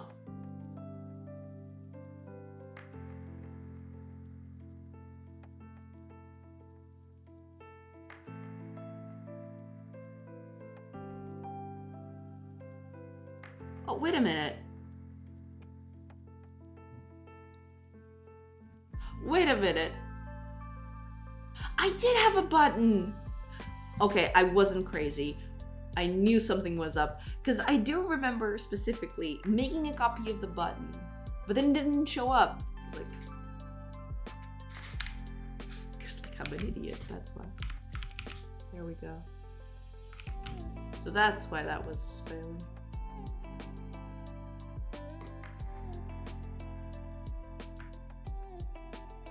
Okay, we're good. Unequip, unequip. So like when unarmored and unarmed. Perfect. Let's make everyone like that. Just for funsies. I'm gonna test a fully naked team. There we go.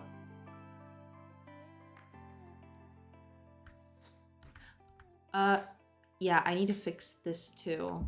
Okay, hold on. Cause like I can equip armor, and you see it's not updating over here, and it should. So let's do that. Let's go over to our party menu, and it's gonna be something very close to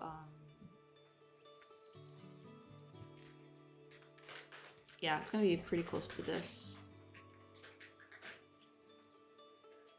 Yeah.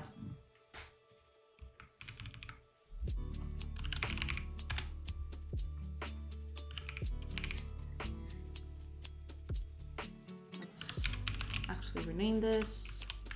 There we go. And actions are changed. Yeah. Go. There. We need to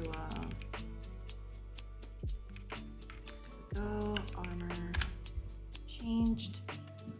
That is fine.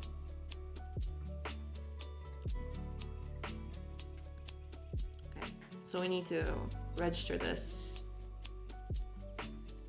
Here we go.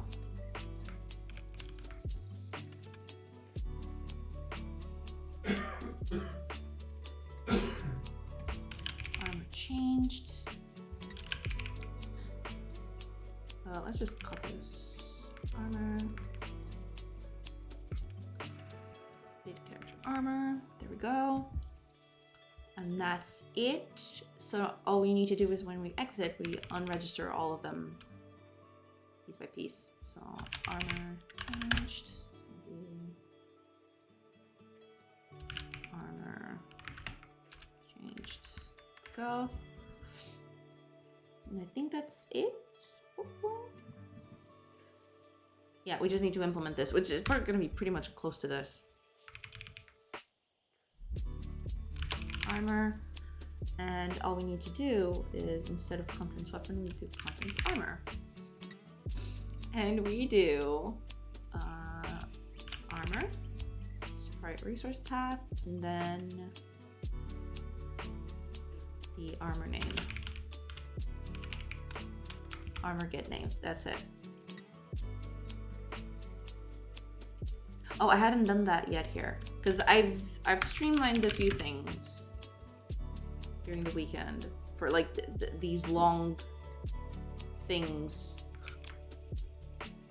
these long yeah,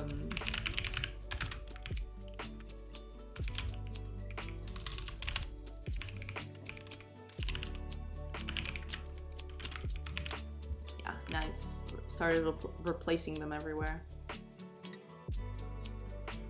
I probably won't do this a lot because like I'll have to switch up a lot of stuff, but yeah, eventually I'll need to do that everywhere.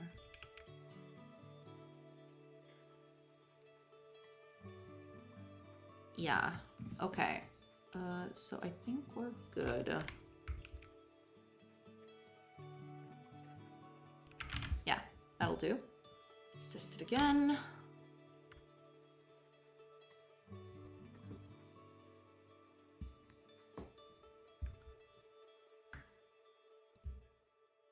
Okay, so now if I take this off, it's still not showing here, but it should.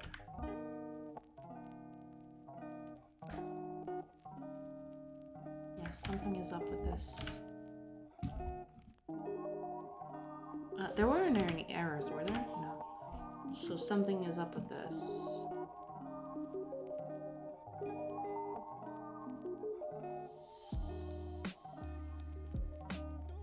This is being called, correct? Yes, okay, here we go.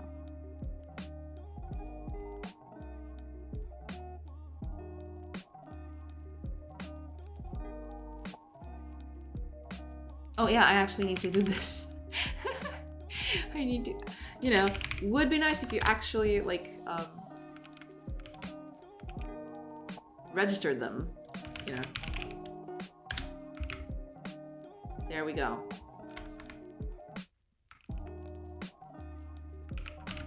Hopefully that fixes it.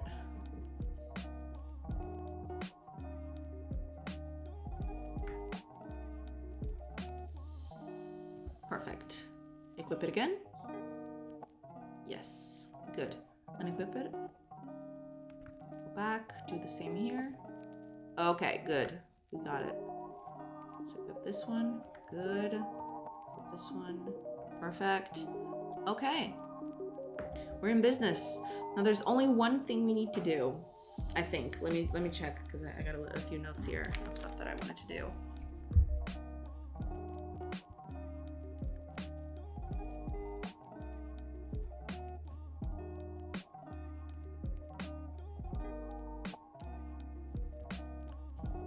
Yeah, so here we go. We need to do something with this. We need, so like, for example, now we're on this little menu over here. So the idea is you should only be able to interact with this small window, not anything behind it. But I can still come here and you see like everything lights up over here. That shouldn't happen. I mean, I've bypassed some of this with like some code. So like if I click some of this stuff, it actually opens the correct person. But we should be able to quit this. Like, I need to put a little cross over here. And just not let people click on stuff like this. Because like, you see, then this stuff happens. And it's really weird, because like, then I can't take this out of here. And that's bad, you know, you don't want that.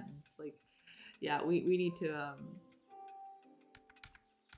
it's weird. It's very weird. Like, it gets weird really fast. So we need to fix that. So I have an idea. I don't know if this is gonna work, but I have an idea.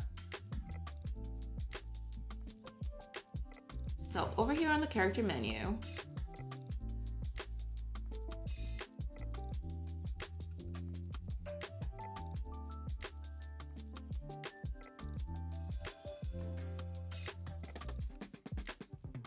right.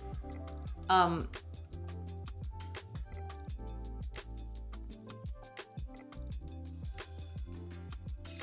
I didn't know this had this sort of stuff. This is pretty cool.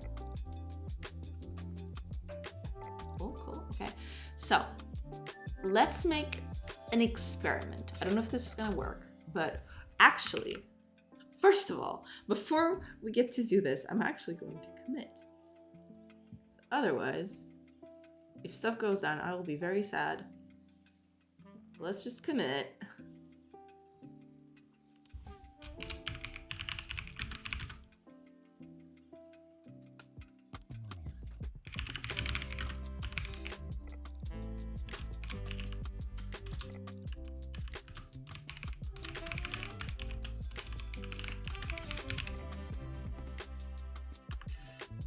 Because I don't know if I'm going to actually destroy everything, so we don't want that.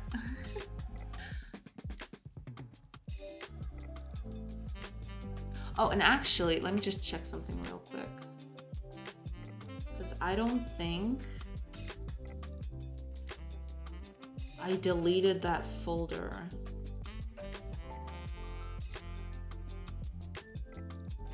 And I want to delete it because like there's nothing in there. Oh, the folder doesn't exist anymore. Okay, got it. Okay. Cool. All right, let's do that. All right. Okay, back in business. All right. So the idea is we're going to make this full rect, like the whole thing. Hopefully this doesn't change anything here, but what is going to happen, because like this is a filter to stop like mouse presses and stuff like that.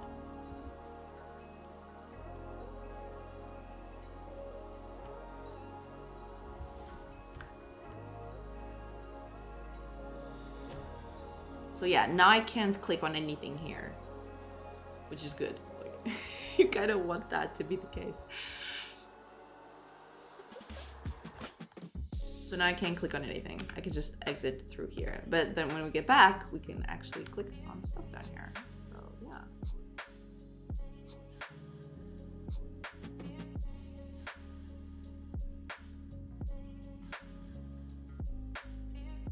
There we go.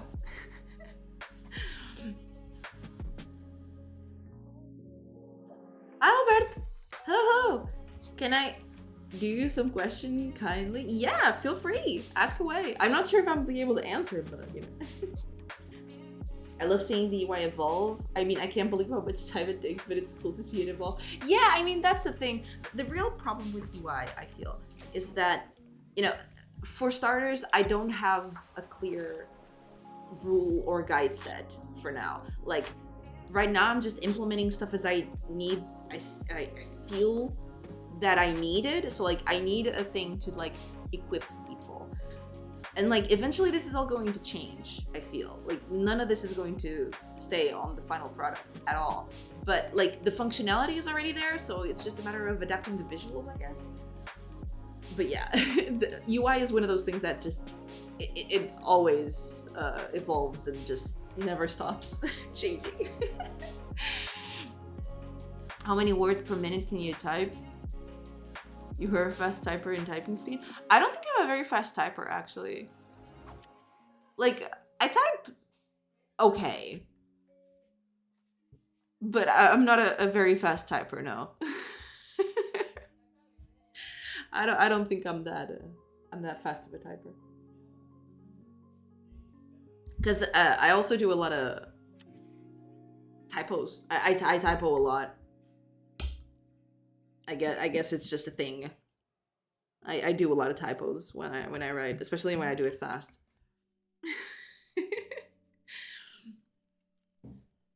Yeah, that's a thing.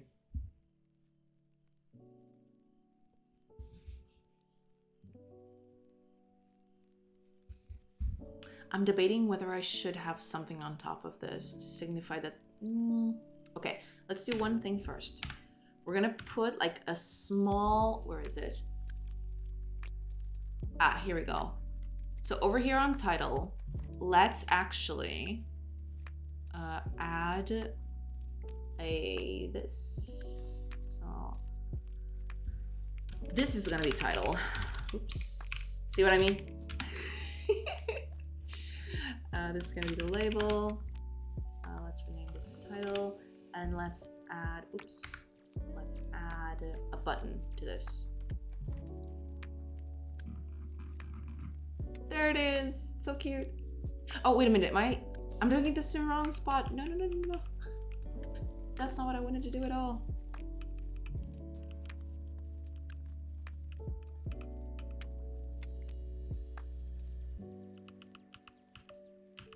There we go. Okay.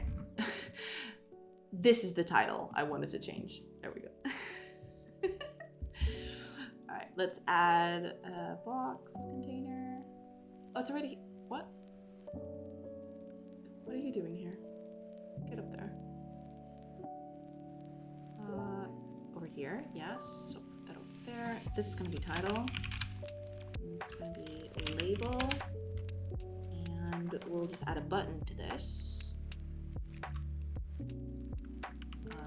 Exit. There we go.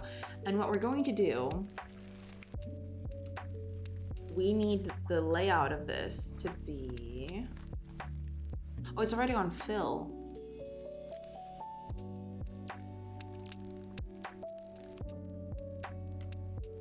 How do I,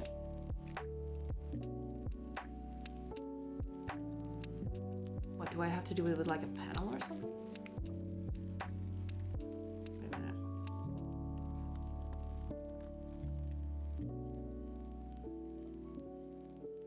Ah, that's the vertical side of things. Okay.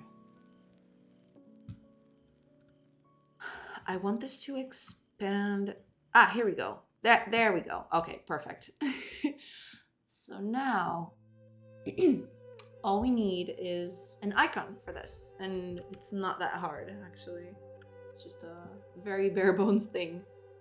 Just create a very easy thing over here. It's like, let's make it, yeah. 3, 4, let's start with this. Yeah. Like that.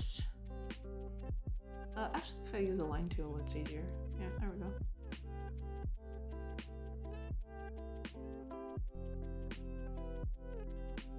Should I make it larger? No, I probably shouldn't, because like then it's gonna be,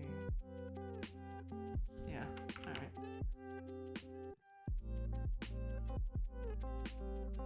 Let's expand this and color it in. There we go. Yeah, that looks okay. Looks a little weird. Does it look like a cross? It kind of looks like the wires of a button or something. I guess I'll do this to help sell the. I guess that helps a little. Because it looks too round, I think. I don't know. Maybe that's good. Make it round and nice and cute and soft. We'll keep it like that. Sure, why not? All right. So, where are? Oh, here they are. Okay, here we go. Let's make a duplicate of this. We'll just call this an exit thing, or close. Close is a bit better one because exit would also mean a different thing. Let's no, wait a minute. Yeah, region. There. Let's get this over here. Go. Okay, and so now we go over to our button, which is this. Let's actually rename this to close so we remember. And we just put the icon too close. There you go. It's a bit too big. I wanted this to be a little smaller.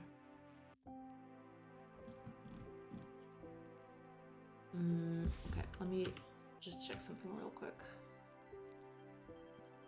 I can just copy that over, can't I? Yeah, I can just copy this over. Make a little experiment over here. Copy this one as well. Okay, let's see. Okay, yeah, that's a bit too small, but I can make it a little larger, I think.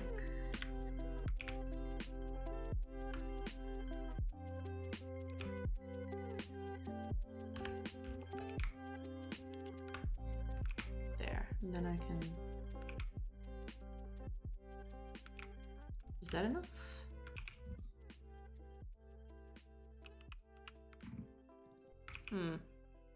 Might be. Okay, one last try. Make it a little bigger.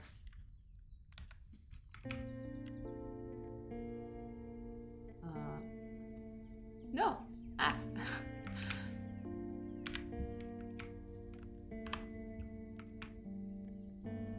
Because if I make it too small, it'll look too cramped, I think.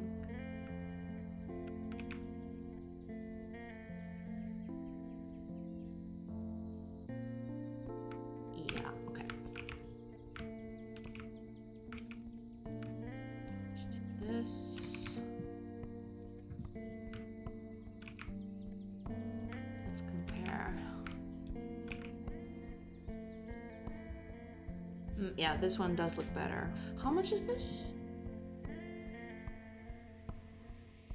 Okay. All right, let's make a variant. Because I don't want this to be that big. Like, it's too big for the icon that it is. And it'll make this look like really out of place. I want this to be like small-ish. Oh, and also, I want this to be shrink center. There we go. There we go. Okay, it's looking like something. It's something. Let's go over to our theme. Let's make a new one.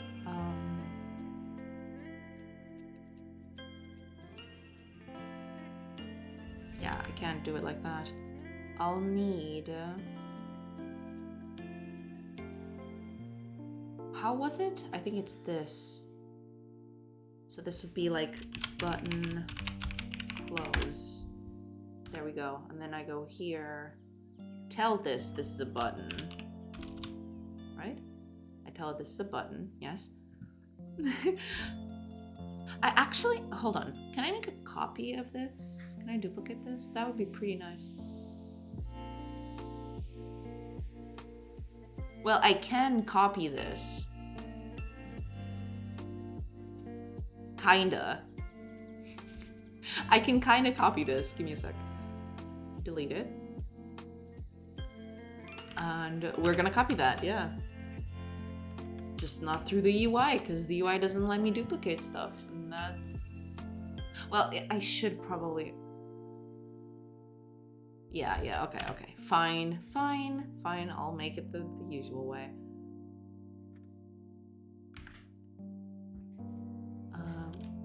Button, close. There we go. Okay, so this is a button. Button is a button. There. Okay, we need to do all of these.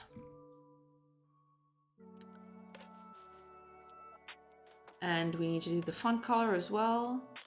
I believe that's it, correct? Like, yeah, only the font color is done here. None of this is specified. That's fine. Yeah, and these are all specified. Okay, good. Yeah, we need to copy this color.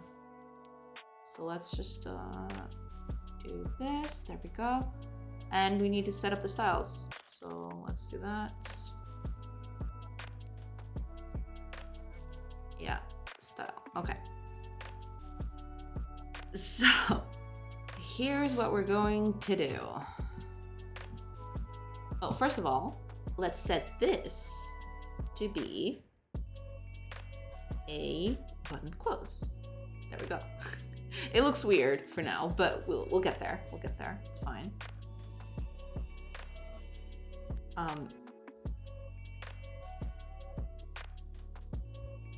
Yes. Let's go over back to our theme. And we need to edit all of these. Like, let's quick load this. Which one am I doing? Disabled edit, I think?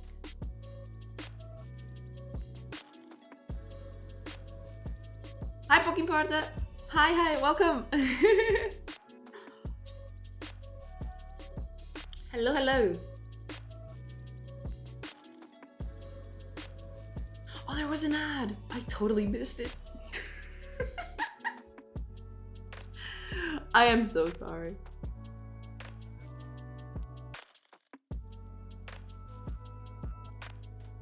I was doing UI stuff totally in the middle of the ad. Oh god. Oh well. Sorry. What's up? Doing good. Just doing UI stuff today. Getting UI stuff out of the way so that tomorrow we can move on to other stuff. Do you have a Discord? Not yet, no.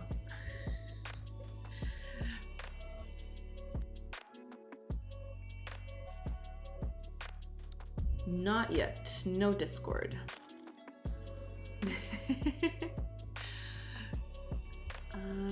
Button.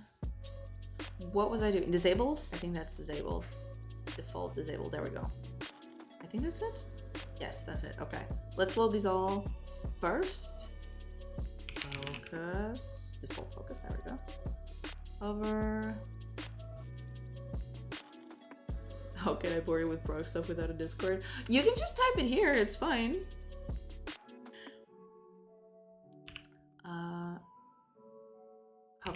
Hover. Yes, that's what I was doing. Hover. Correct. Normal.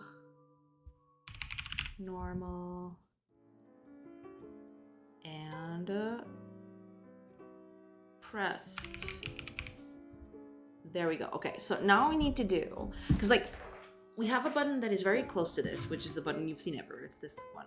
But this one has a little bit more margin, so we need to give less margin to this guy. Let's start with 2. See where we go from there. Is 2 what I want? Is that what I was looking at?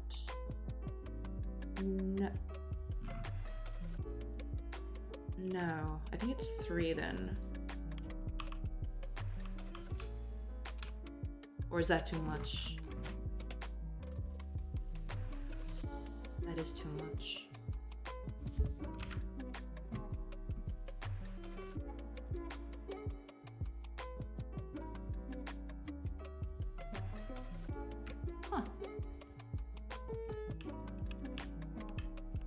Oh no, wait a minute. Yeah, it's fine. I think it's fine. Pixels are all over the place though. What is wrong with this? It's all over the place.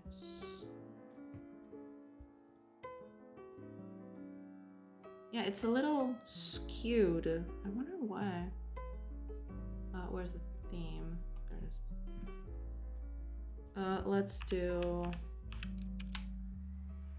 these on all of them, because that might be, I don't know what's causing it, but we'll get there.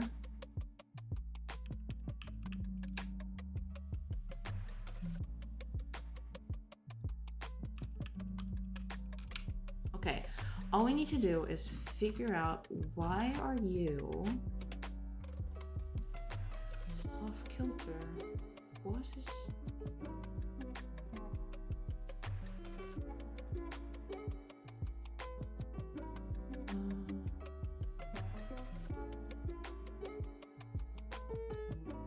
what is your deal? Layout? Layout.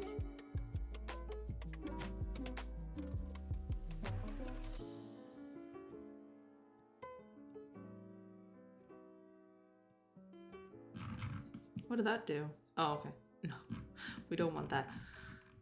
That is weird. Why is it doing that? Because like on X it's fine. Oh, I mean, wait a minute. It is correct. Because like it's aligning these pixels, but the bounding box is just... Why? Why is it doing that?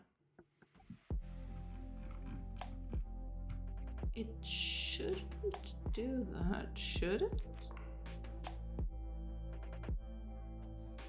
Wait a minute. It's doing 4 pixels. So you should start here. Why is it starting over there?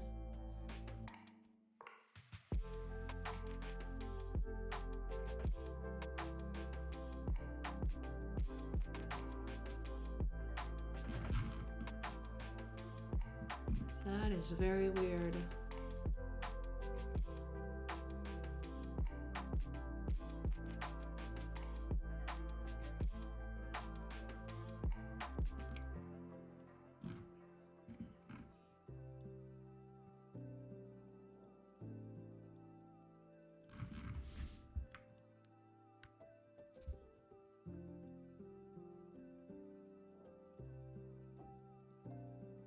It's not that either. So why is this starting here? That's what I... Oh, wait a minute. This is wrong too. Oh, I guess it's because it's centered. I guess that's what it is. Because it's being centered, like some pixels are definitely off kilter. It's trying to like arrange it to be like pixel perfect. Yeah, because yeah, this is the culprit right here. Yeah, this .5 thing.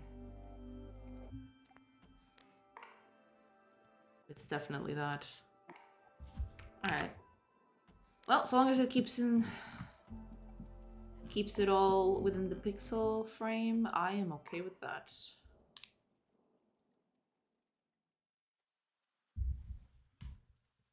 I am okay with that.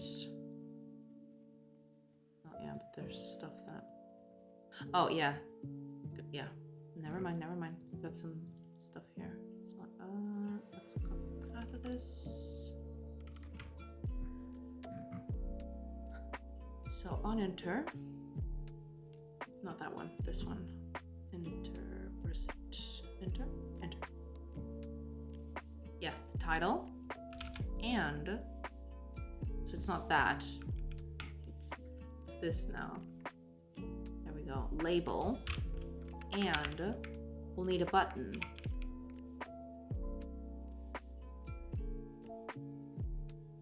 Well, actually the button can be... The button can be set right at the beginning. Because I don't think... Yeah. We don't need to change it all the time.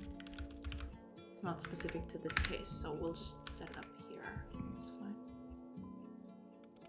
Over here. Yeah.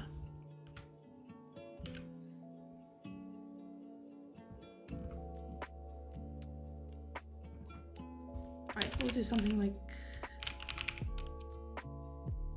Oh. There we go.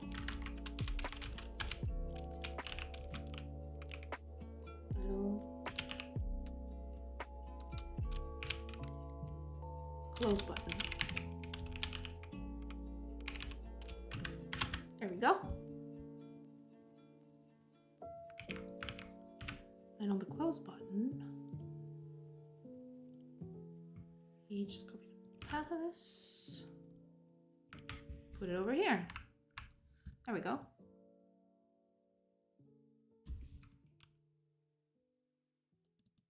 And the label is going to be this.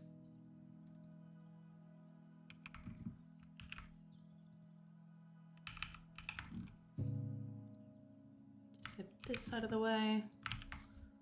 Put it over here. We just need to create these. There we go.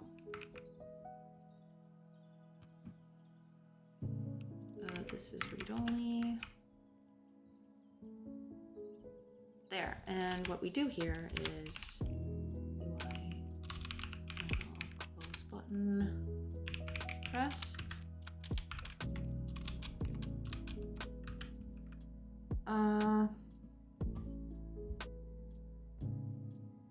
I mean, I think I already have the function for that. Yeah, here we go. Just needs it. Let's just change this to close. There we go. So we just call this and that's fine. There. So you just change the label. And that's that, I think. Hopefully that works.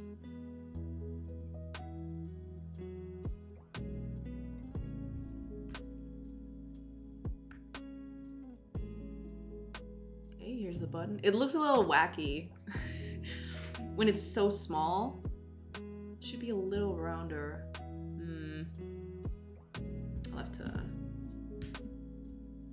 I'll have to set it up to be a little rounder for the, like these kinds of sizes. It's like, hang on a second. Because I'm just expanding it, right? But it should be like this. Kind of like this, but round. Okay, let's make a small experiment here just to test it out.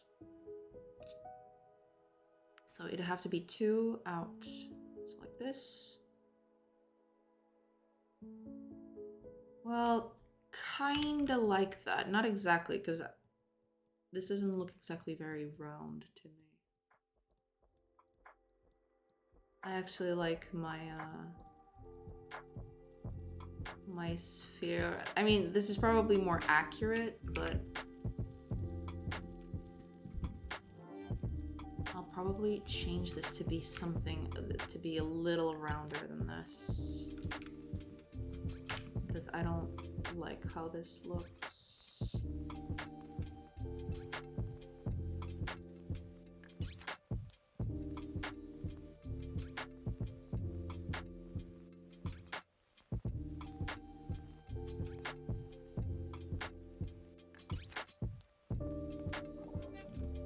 Okay, that looks way better. It's probably not as, you know, perfectly spherical, but it'll do. I might just do that, I think. But yeah.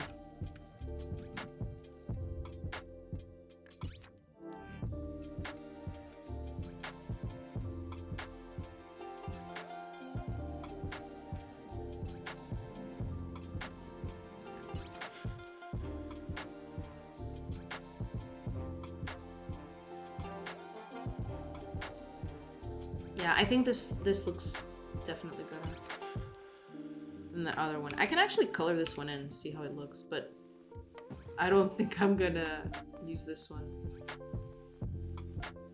I know, these diagonals just, these parts over here, the diagonals don't look good to me. Might just be a thing, but yeah. Oh, yeah, absolutely this one. I like this one way better. I mean, yeah, this might look a little raw, like a little more geometrically accurate. This one looks way better, I think. Might just use that one. Let's, do up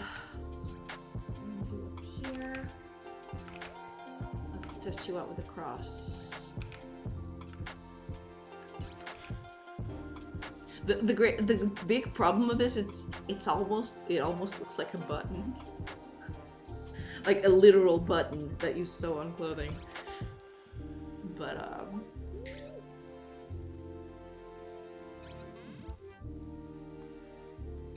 yeah, I might do it like this. But yeah, I guess this will do for now. I'll keep it like this and then I'll change it later. I have the experiment here, so I just need to export this. But yeah. But it works. so I don't need to use the keyboard anymore. I can just come over here and close. Cool. Cool.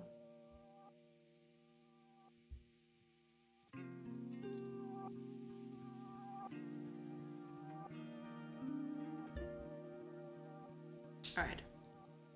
And this still doesn't let me click on stuff, so that's nice. Yeah, and the pixels are aligned, which is a godsend. Like, I had so many trouble with Unity setting these pixel perfect things. And now it's just way easier.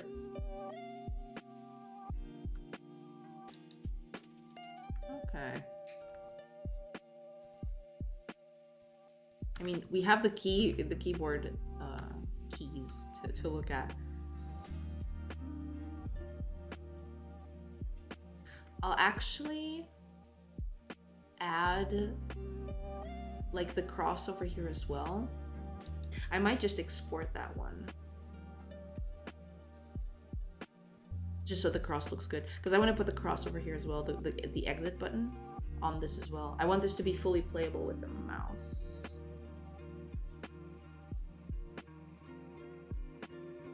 Because right now, that's the only thing, like if I open this menu, I can only open this menu with the keyboard. That's a bad thing to start with, but I can make a button over here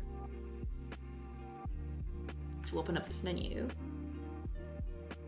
And then I need to put this cross over here as well. All right, let's do that.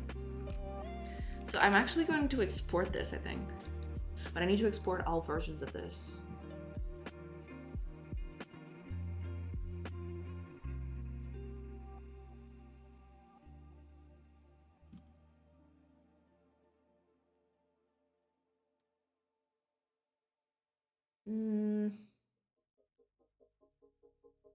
We'll leave it as is for now. We'll leave this as is, but eventually we might just export it. Yeah. Let's look at this. So let's copy this and over on the party menu, paste. There we go.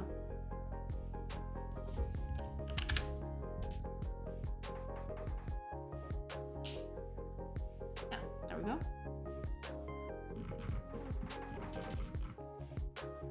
That'll do. Yes, let's delete this. And let's set this up with code. There we go.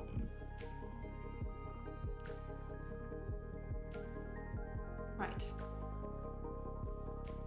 We can just copy these.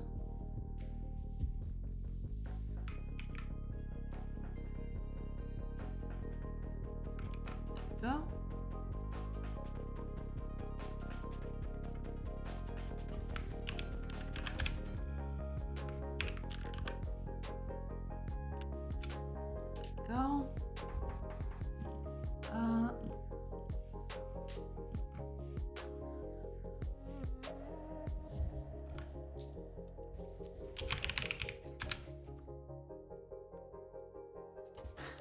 Actually, we can just close this. Yeah, that's a little cleaner. Instead of that. There we go. There. Cool. Cool, cool, cool, cool. So now, oh yeah, we need to copy over the paths because they're slightly different. So let's copy node path to the label. This little guy. And it's gonna be the same thing. Oh, it's actually exactly the same. Sure, I'll take it.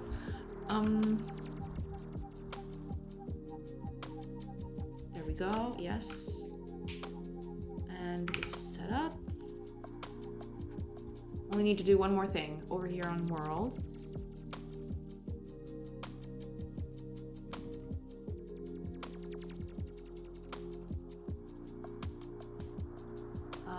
We need...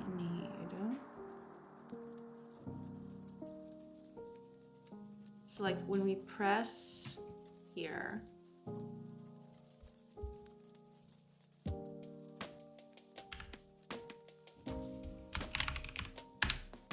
we go.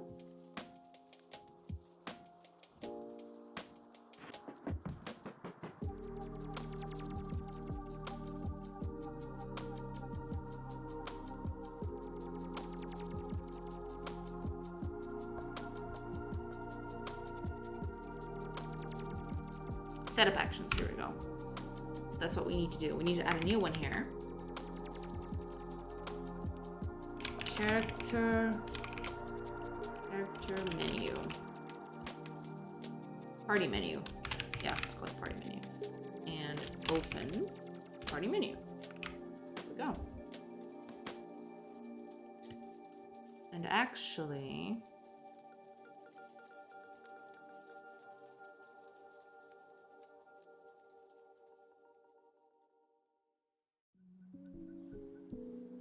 why am I keeping these? I'm actually not using them. Combat button, I'm also not using. But I am using the other one. Why? Which one? Oh, the visit one depends on whether we're in a visitable cell. Yeah.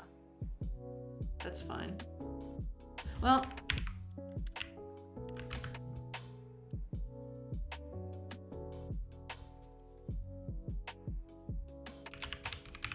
party menu button. There we go.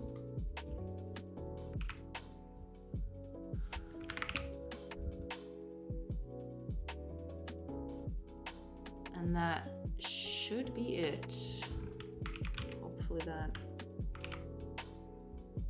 tracks.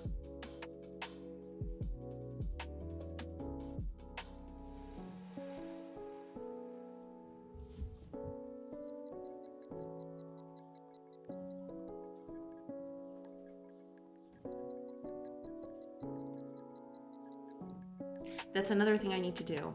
Hold on. Let's go over to the party menu. Where is it? Character menu. Party menu. There it is. So let's do the same thing we did over the character menu.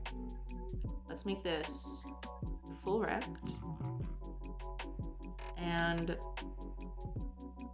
input, mouse, stop. Okay, good. Hopefully that fixes things.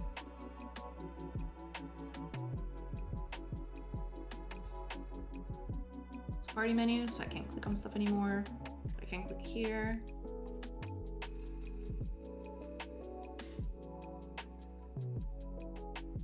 Can do all sorts of stuff. Good.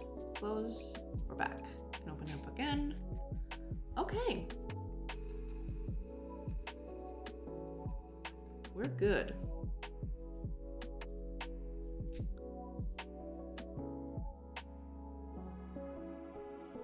Okay.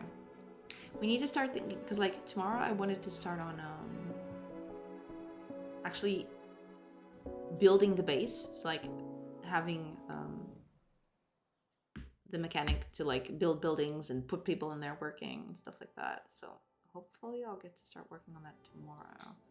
Maybe I'll do some stuff today, like some, I guess the rest of the stream we can just do like a little sketching of what it will look like. Because right now I'm thinking, I want this to eventually be like the town to be procedurally generated, so you can just like place buildings wherever you like. And I might just do that, but I need to actually design the buildings. So I need to do that.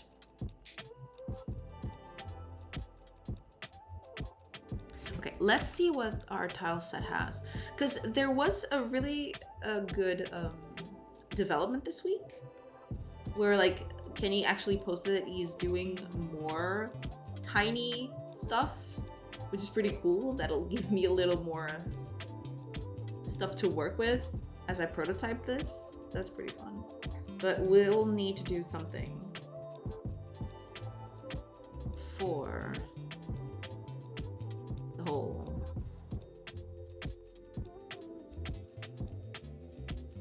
like prototype the buildings and stuff, because I want to have some sort of UI where the characters are like they're over there working.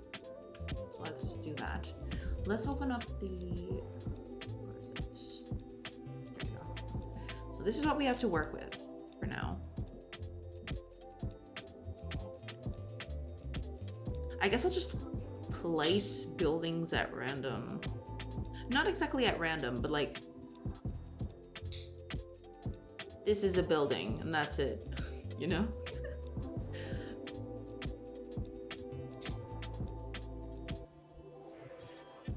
Let's actually,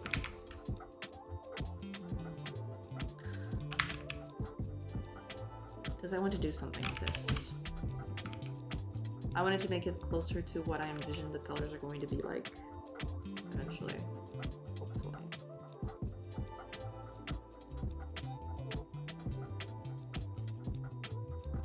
Yeah.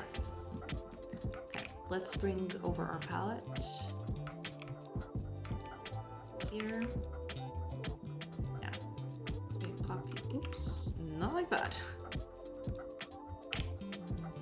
Okay, let's just change one of these colors. Actually, we need to do, yeah.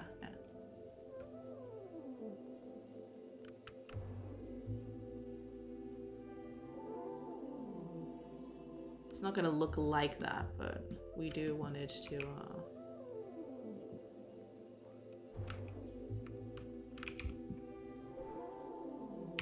just because I want to switch this up a little.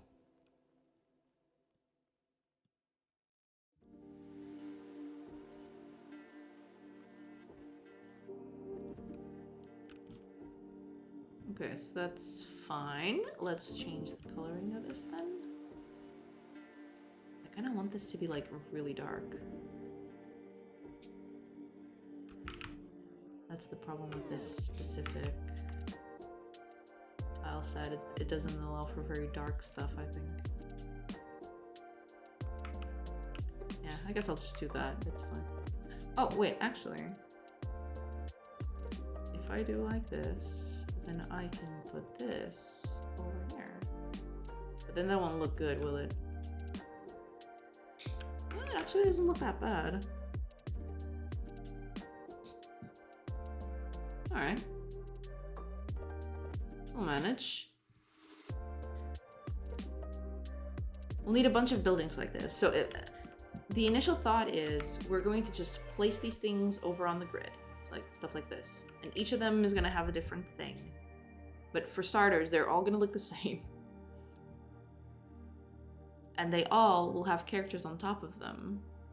So something like, where can I get a character?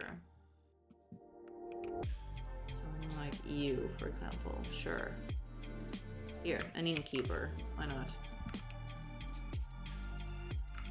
Then I put every one of these characters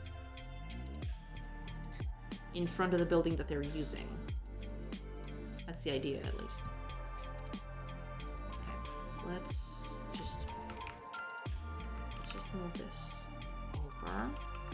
We'll do that first. And like, I'll just use these to like differentiate between them.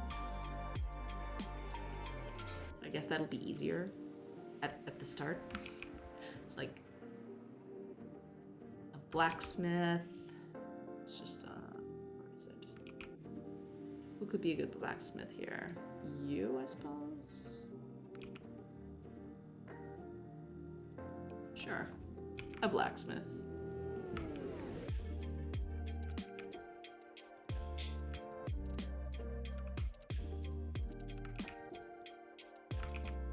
So So yeah, we'll differentiate them with stuff like this.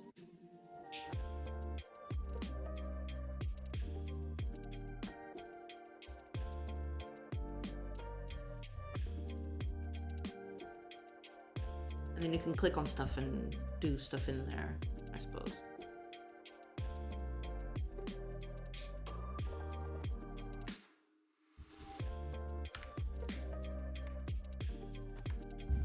Okay, so what are we gonna do for starters? That's what we need to figure out.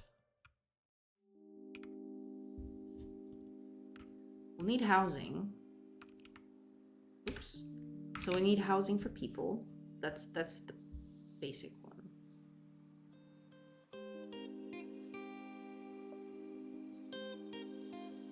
Housing can be really small though.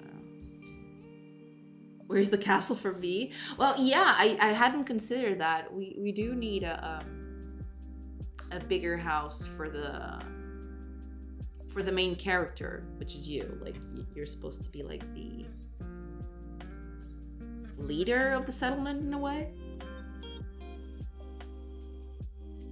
I guess it can start with that. Those are peasant houses. I live far up on the mountain. Yeah, I'll need a big house. Sure, we can work with that.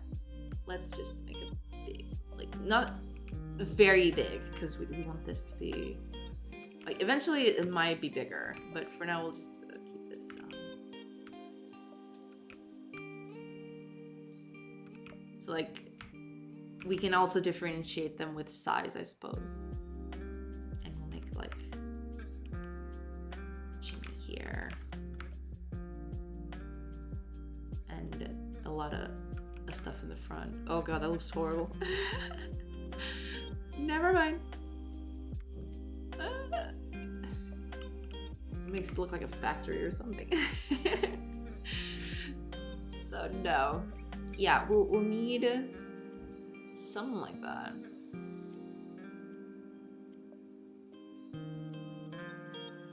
Yeah, I'm hoping the new tiny stuff actually brings more stuff to this, because I kind of like this tile set. I don't know if I'm going to keep it to the end, though. I want to make stuff on my own. But I kind of like this tile set. Blacksmith. Inn. We'll need some sort of like a bakery or something. Because we want people to,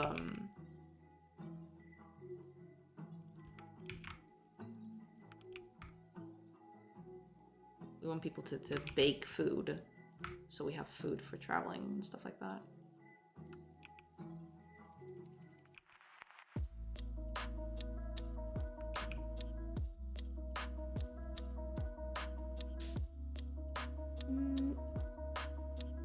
This is gonna be a house. You can move a bit over to this, and we just set it up like this,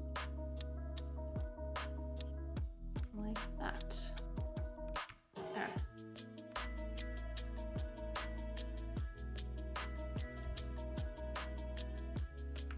So our bakery will be something like this. We're just using like the normal stuff from the package. We're trying to make the most out of the little we got.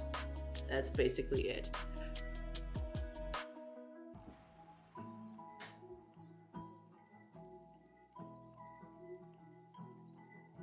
But yeah, this is probably what we'll do. We'll have these small buildings that you can place. So the idea is that you need to buy these, or like, oh, actually I hadn't thought about that. Like having some sort of builders and stuff like that, and like the number of builders actually makes buildings go faster or slower.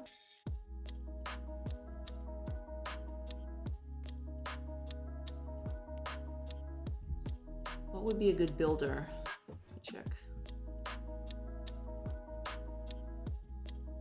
Hope they're not reflecting housing prices in Portugal though. No, most certainly, hopefully not. Hi, Captain Kumar. Hello, hello.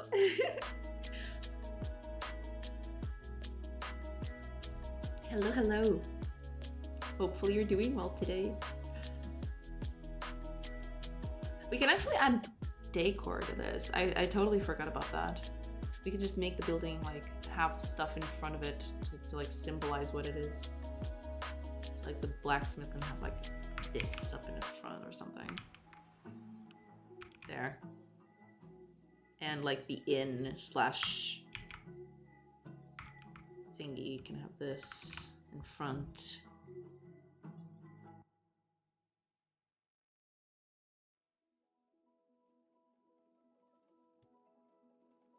This is a house. Housing is okay. It doesn't need all that much decoration. Oh, we could put doors. I forgot about that. Door. And I guess those are windows? I suppose those are windows. Okay, let me just pick this up. Move these over to the template. Anything else I should copy? Well, we got the castle, but we'll avoid the castle for now. We want to keep this simple. We want to keep this simple, she says. So, yeah, the wood can stay as is, but we do want this to be like that. There we go. Did you read Kenny's tweet? I know this is just a placeholder title for now, but he updated the tiny wallpaper. Yeah. Wait, did he already do that? Because I read it this morning, and he said that not this morning, but like a few days ago, and he said he will do an update to it. Did he launch it today?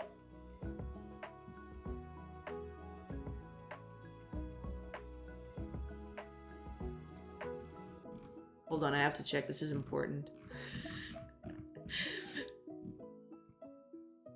Kenny!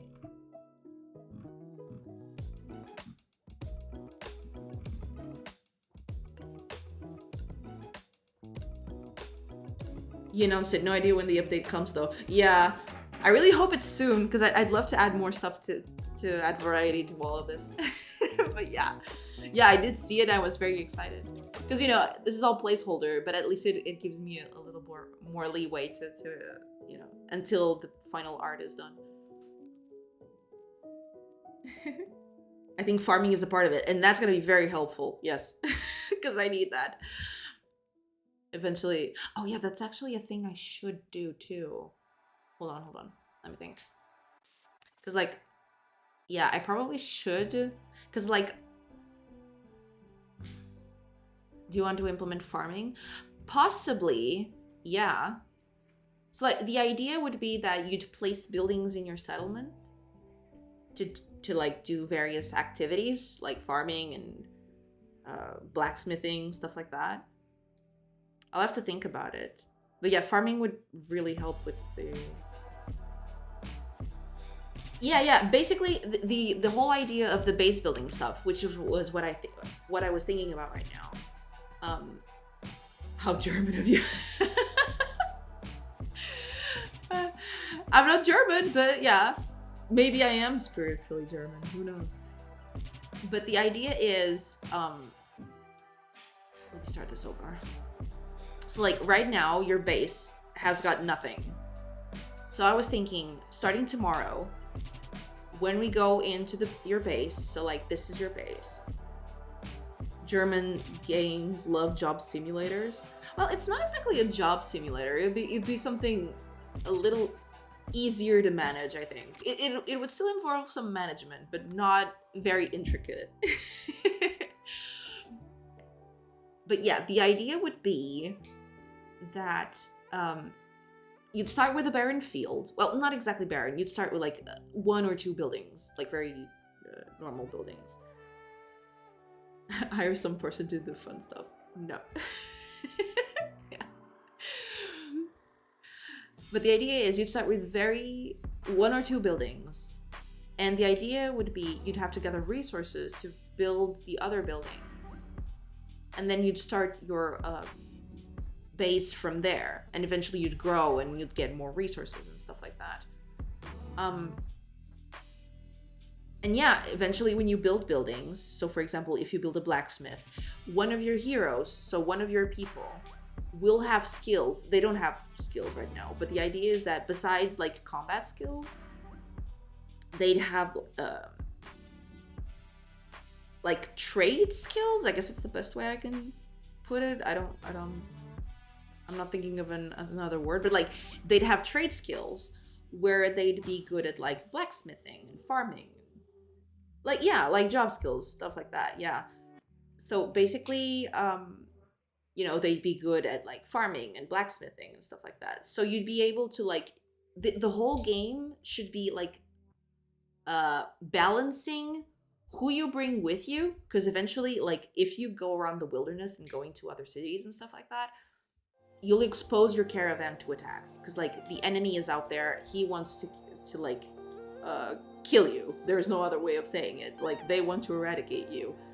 And the idea is you have to defend your trade caravans, but you have to leave someone at home doing trade stuff, doing jobs, so like creating armor and weapons and stuff like that, so you can get stuff to defend the city. But you also have to bring like heroes. I don't have a better way to say it, but like warriors, I suppose. You have to bring warriors over to the merchant caravans, otherwise they get attacked and destroyed. Looking for young enthusiastic person to shovel shit all day must have 10 years of experience. Yeah, pretty much. But yeah, so the idea is that it's all about the balancing act. So like you have a bunch of characters, they might be good at combat, or they might be good at some other stuff in your base. And the whole idea is some of them you have to leave in your base so you can produce resources so you can trade. But also you need warriors to send in caravans and, battle against, defend against the invasion force. So yeah, that's pretty much the thing. So no specialist? I don't know. You mean specialist as in a character that is really good at something? I mean, I might make something like that. Because eventually the idea is that some characters would have traits that would help, like, benefit some parts of, like, the thing. Especially a specialist that only does jobs. Maybe. And is not a party member. Maybe I can do something like that. The idea is, right now, when I create a character, every one of them comes with combat skills. The idea would be that they would all start with different skills. So for example, some of them might not start with combat skills. They'd be more suited for jobs at the base. But you could also train them at the base, like, if you build a barracks, you can also train them there to be warriors so you can send out in caravans. But that means taking a person out of jobs to make resources and to make goods so you can sell. It's all that balancing act. The idea is that you have to make a balancing act. You have I don't know if it's going to be a finite amount of people, but yeah, the idea is that if you leave less people in your settlement, it'll be more open to attacks, and that's bad.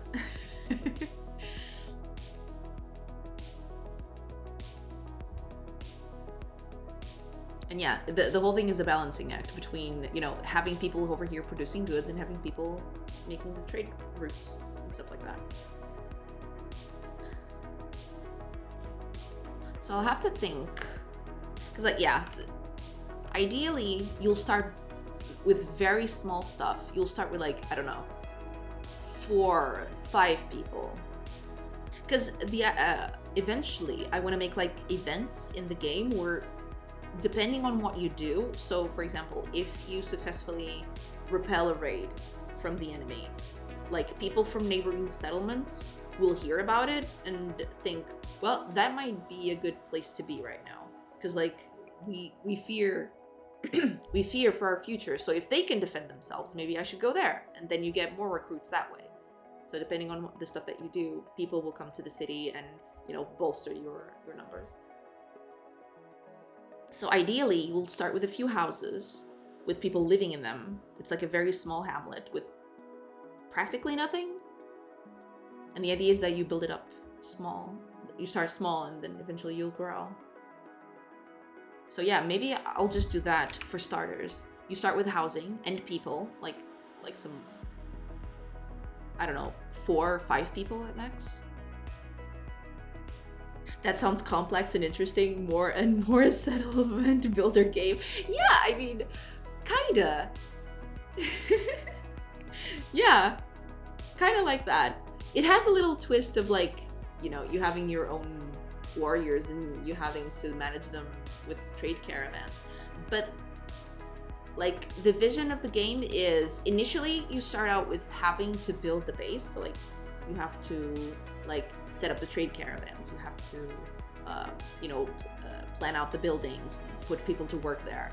But eventually, like once you've got that all settled, once that stuff is set up, eventually you'll start to transition into like a phase where you'll want to rout out the enemy.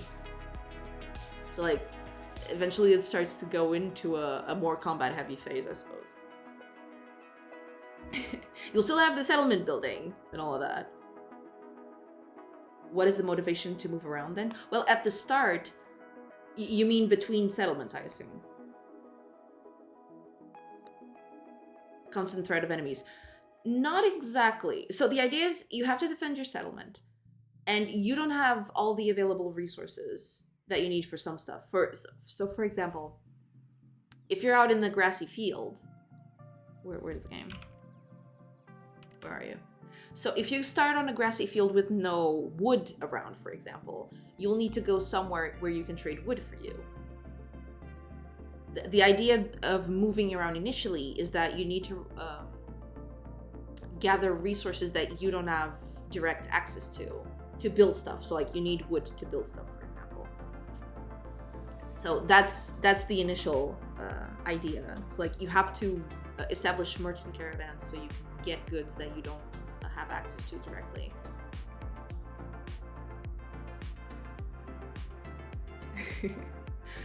That's the idea anyway. And then you bring those goods back and then you can start building stuff. Implementing trade routes. Yeah, so eventually, that's the idea anyway. I don't want to bog down the player too much with like, so for example, I go somewhere a lot and I always trade the same stuff. Eventually I'll want to make like some sort of like a character that can be like I don't know what to call it, like a manager or something like that, that automatically sends out caravans for you with people, so you can focus more on preparing to defeat the enemy. So it's going to be a gradual thing. Eventually you'll access more systems that can automate stuff for you, like the stuff that you'll initially find hard, but eventually once you get into the groove of it, it's just going to be repeating boring stuff, right? Like go here, trade this, come back, fight enemies along the way. But eventually you'll want to transition into like attacking enemy settlements, stuff like that. So the idea is that you'll have characters that automate some of the stuff for you, so you don't have to constantly be like having your attention being split all over the place. But yeah, at the start you don't have enough people to do that. At the start you'll have to bring people with you. What is the motivation behind the enemy? Acquiring resources? Not so much acquiring yeah, I guess the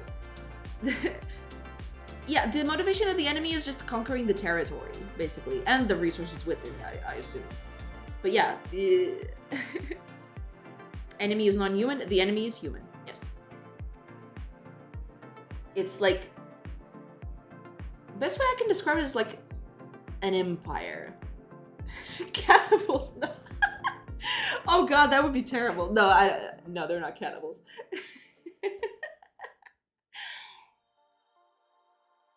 But no, it's just an invading force, basically. It's like a bigger empire. And like, you're part of like a culture that is basically like small hamlets. You're not like an established empire or anything like that.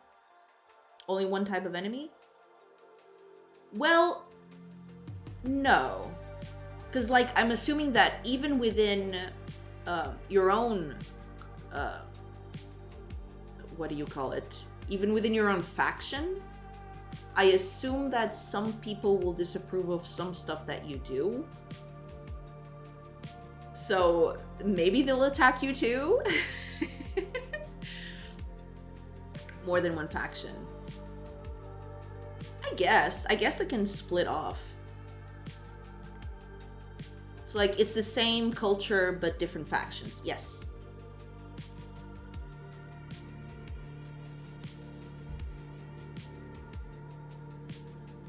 Eventually, when I start doing the art for this, I'll provide more details about all of like the culture and all of that. Because I have it almost set in stone, I think. I just need a little bit more, what do you call it? I need to refine it a little bit. I guess that's the word. But yeah, I have a clear idea where I'm going. I hope you consider other on just pixel art. I'd like to. Yeah, I mean, at the start, I'll probably do just pixel art, yeah.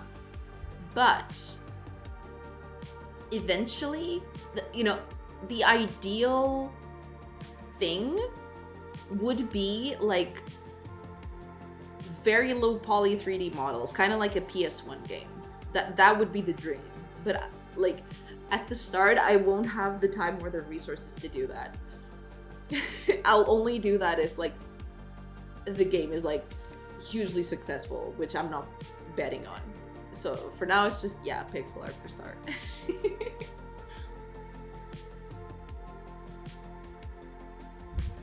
That's the dream anyway. Because I love that aesthetic. Yes, that would have to be like a huge smash hit, which I'm not counting on being. It's just gonna be a thing.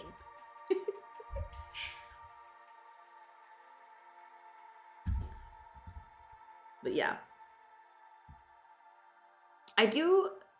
You need to add zombies.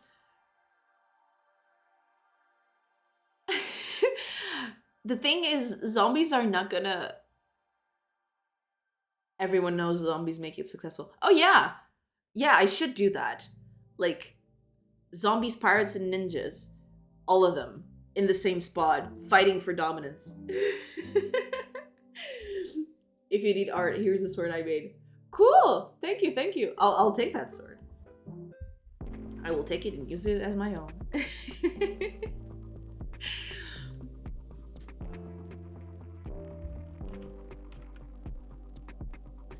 You attached an arrow to a sword handle. It's creative expression. You don't see the blade, but it is there. It's like, it's artistic.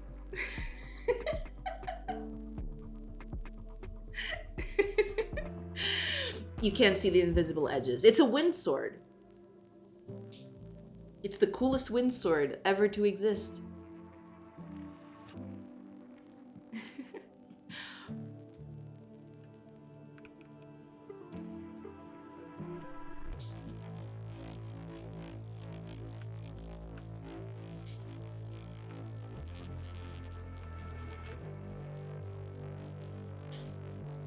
Wait, are these actual colors? I thought this was black and white. Transparent, but apparently it turns out no, it's actually colored. Oh, okay. Weird, but okay.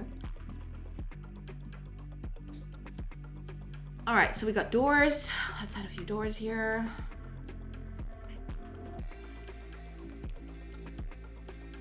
Yeah, we'll just keep it like that. Actually, the leader's house can be a double-sided door. No, that looks like a barn. No, crap. No, I can't do that. I can do a barn. Actually. Hold on.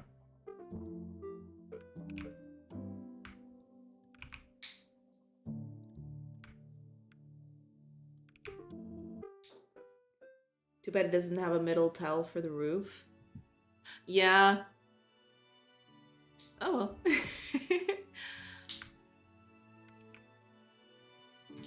So this is like kind of like a barn or something. Or like storage, could also be storage.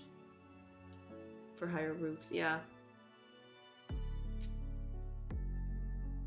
But yeah, these are all like very placeholdy stuff. This is just stuff I can actually just oh,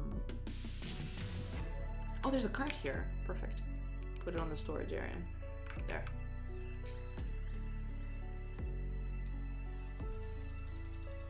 And then I guess we'll start off with like very simple buildings. Eventually I'd like to do more, but for now I think these will do. Besides this, we need one more though, and that one's important. We need like some sort of barracks. Let's just copy this. Let's see. What can I put here that'll symbolize that it's a barracks? Like something like that? Over on the side?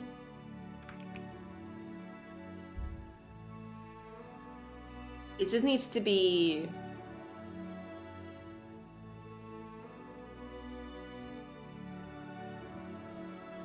convincing enough, let's say.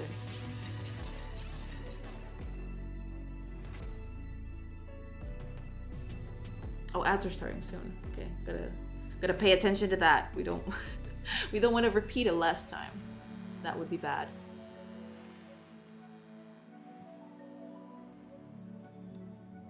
Yeah, I guess this will do. Oops. No. Don't close it.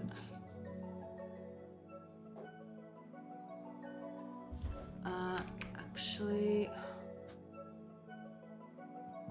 let's put you, armored person, over here on the barracks. When carrying stuff, it can be this little guy.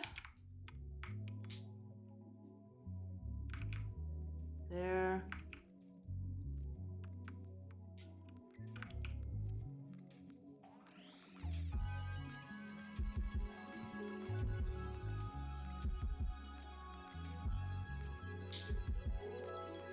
For people who aren't doing anything, I guess it'll just be this guy, I guess. We'll just chill around here. And our leader will be this little guy. No, I know who the leader is going to be. The leader's gonna be the old lady. Hell yeah. There we go. Okay, ads are starting soon. Let me just put this up.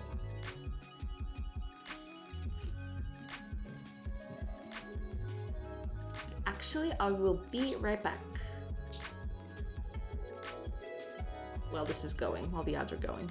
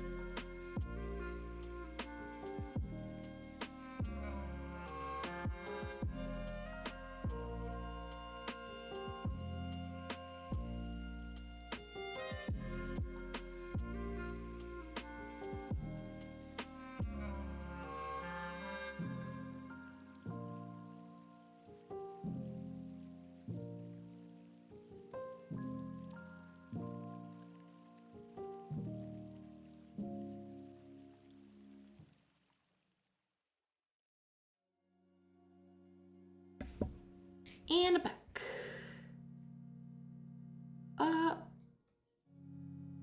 Where? Where's OBS? Oh, here it is. Okay, there it is. I actually forgot to set this up. Okay, yeah, there we go. Okay. There we go. we're back. We're back. We're good. This is fine. This is perfectly fine.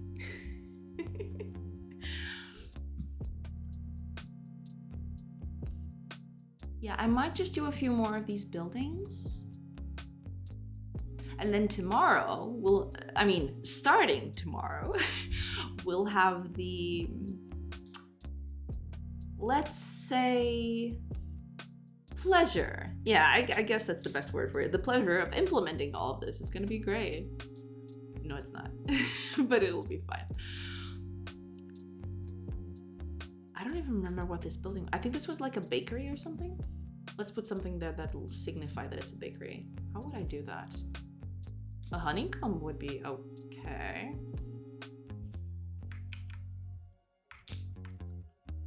Oh, we need to have the well too.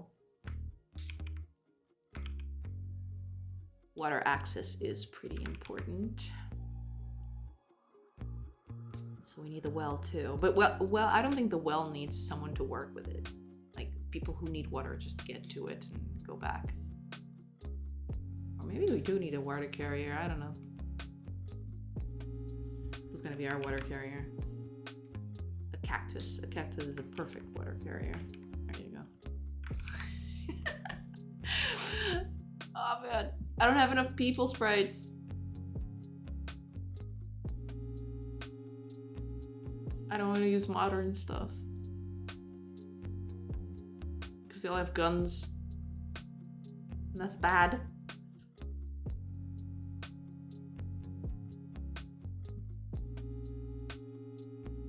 I could actually, let me think here. There isn't an old man. Well, the only old man is the wizard. So I'll just put a wizard there. I mean, why not? Yeah, there we go. That's people living in the house. They're old and decrepit. Is this game becoming a city builder now? Kinda. That was the whole idea from the start. Yeah. So like I'm planning the whole part of when you go into your city, you can like build your little buildings over here and have people take jobs and stuff. Yeah. Yeah, that's the idea. So like you have your trade caravans, you bring your goods back, and then you use that to build stuff and to produce items, you know, forge weapons, make food. All of those things, yeah. And fight, of course, yes, because your base is going to be attacked all of the time. You'll have to defend your base from attacks. So you'll win. Oh, the barracks is over here. Yeah, I completely forgot. Yeah, barracks is already done. We'll need a place for them to train. So that's that. Yeah, I think we got a good starting set of buildings here. So the idea is you put on these buildings and then you assign people to them. And then people will, you know, they'll line up like this. It means that they're there. They're part of the building. And if you remove a person, get out of here. If you remove a person from a job, they'll get back here. To symbolize that they're not doing anything. They're just at home chilling. Fullbox! How's your game going? How is your stream overlay experimentation going? Because if I remember correctly, you did mention that you were just gonna finish the overlay the past week, and this next week you'd go back to working on Block Shop, right?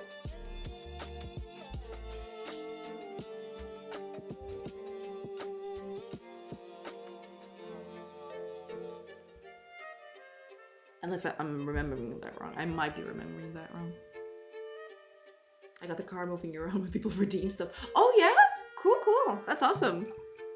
I'd really like to do something like that, but I'm afraid of like losing myself to doing overlays and then not doing anything with the game. I have enough to do as it is.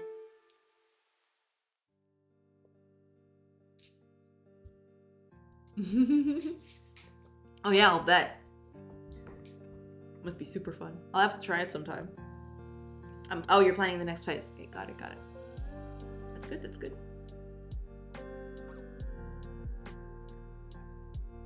That is pretty awesome. I'm trying to think of like, what other buildings would I want in this actually? Well, broke all the UIs this morning, don't I know it? Yeah. That is a thing that happens a lot. Yeah. Okay, let's do two things. One of them is going to be a forester.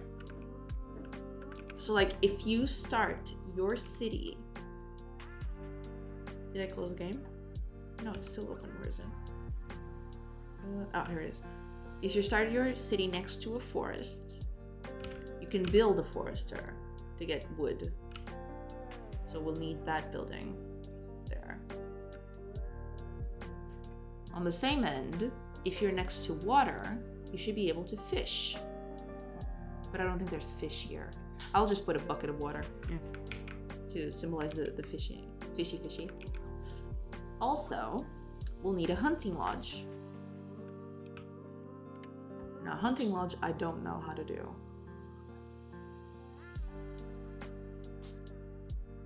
I guess I'll just put a bow next to it. Because I already used the practice range for the barracks. Unless I do the barracks with something else. Guess I could do that. I'll move this over to the hunting lodge. Let's get, you kind of look like a hunter, don't you? Get over there. We're called a quarry, yes. Yes, I totally forgot about that. Yes, I need a quarry too. Let's put it over here. Quarry, I have a good, this rock is perfect for that. Okay. I'm running out of people though. Oh, okay. A dwarf as a miner. Perfect. Need a forester. Who's gonna be our forester? No one is gonna be our forester. A crab's gonna be our fisherman. That's it. Crab is fisherman. Who's gonna be the forester? Lady forester. Yes. Good. I think that's it, right? Like, that's all the basics covered. Eventually I might do some other stuff, but yeah, I think that's everything I need, actually. Let's move you over down here. I'll move all these buildings over here.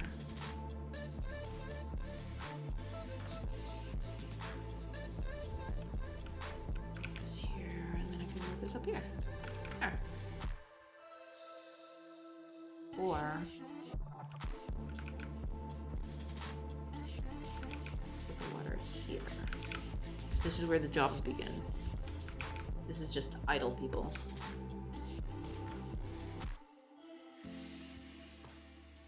I think that's it.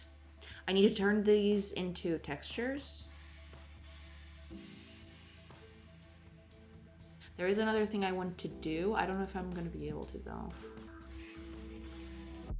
But yeah, I'll do that later. Because like, I'd like to be able to build like dirt roads. I mean, it's not like they'll cost anything. It's just, they'd just be for beautification or something like that.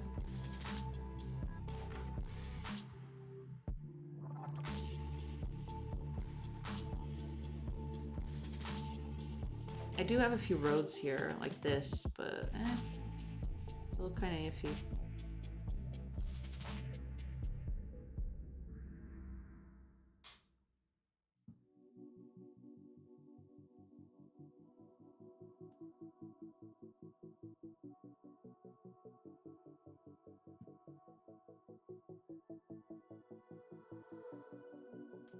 And I think that's it in terms of buildings, possibly?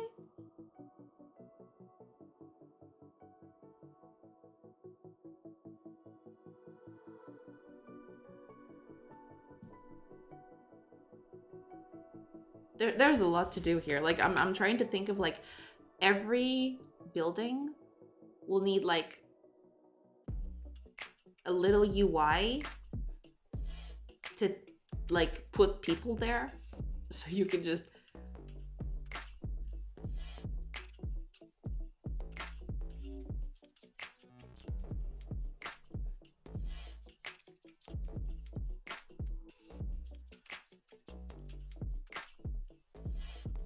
but yeah, eventually that'd be the deal. I'll have to think about the production bonuses of all of this too. It's like some of this stuff is not going to produce goods. For example, the warehouse. If you put people in the warehouse, they'll just improve like every other building output. Stuff like that. I want to make this like, I don't know, like simple enough that people can do it in a few seconds if they know what they're doing. But, you know, if you want to like micromanage your stuff, you could also do that. I don't know how that's gonna work, but yeah, that's the idea anyway. I didn't change anything, did I? Just been selecting stuff.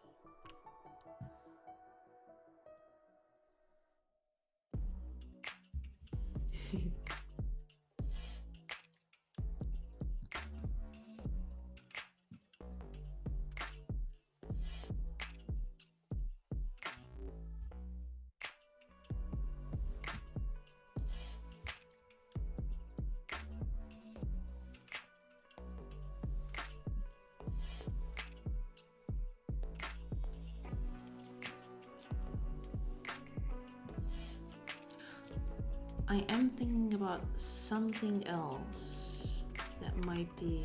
Let me check.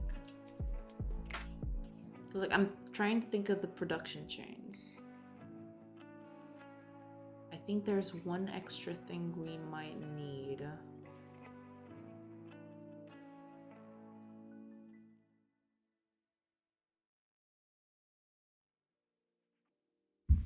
Let me.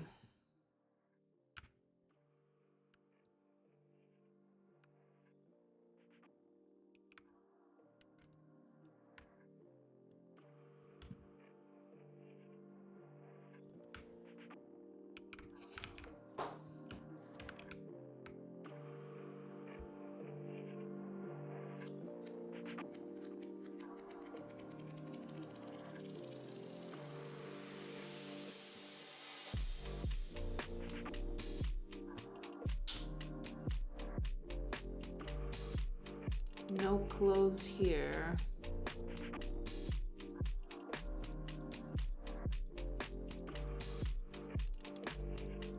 Just weapons and armor. And some potions.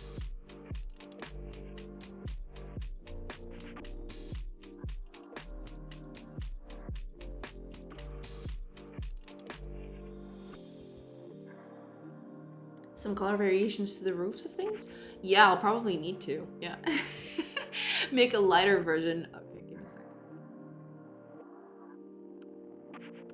Let's move these over down here.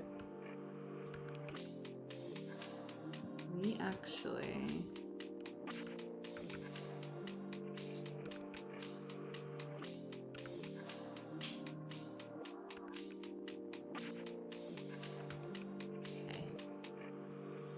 This one goes down here.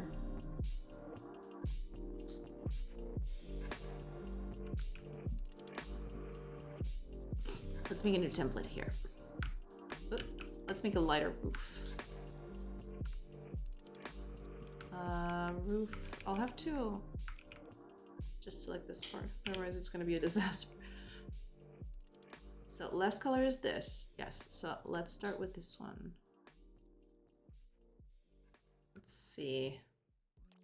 Get a little lighter.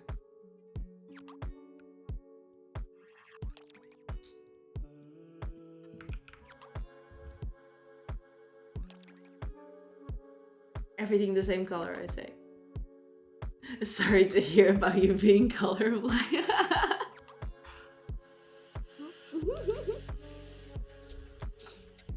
Yeah, I might do that. I'd like to do that. For starters, I'm gonna keep like every building the same, but I definitely want to experiment with like different groups, different stuff like that. But that's later. Like I want to implement stuff first, then we'll see about that other stuff.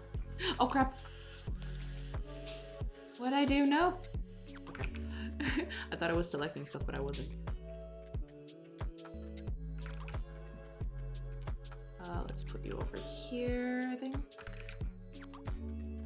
These are housing.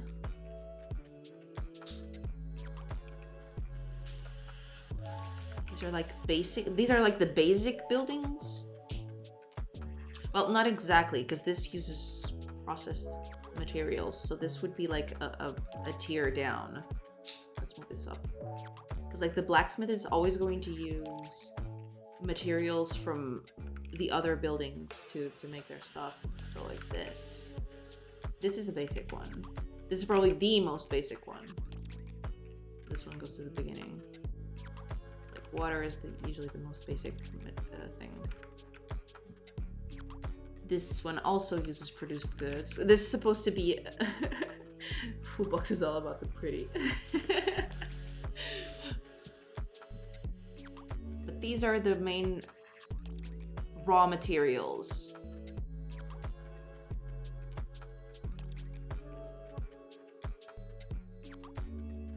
These are all the raw materials, yeah. And these are like helper buildings. So down here are like the buildings.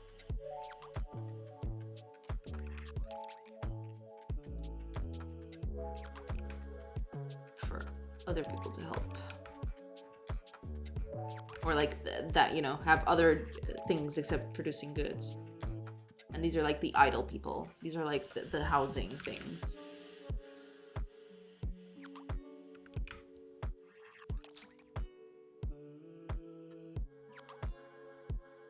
It's better when things look pretty. Yeah, I'd have to agree, yes.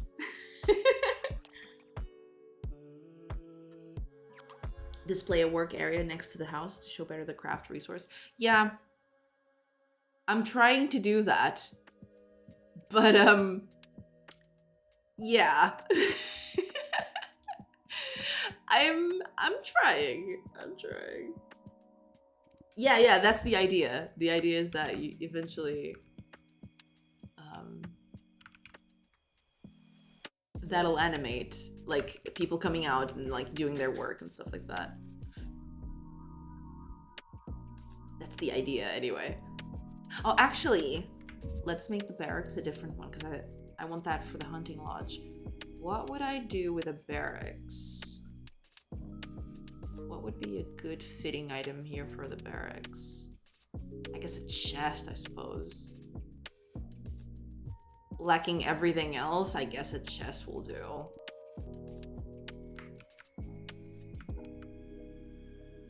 Get in there.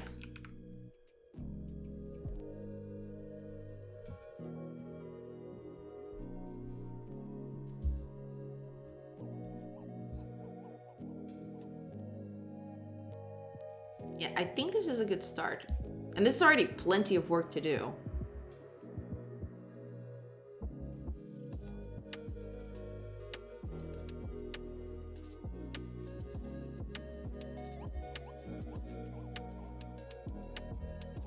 Because like you have to build the buildings and then put people on them and all that stuff.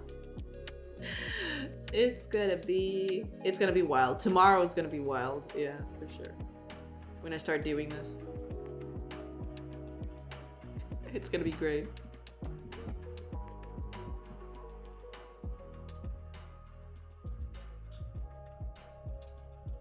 But yeah, I think that's it. Oh, I have a box too. I have stacks of boxes.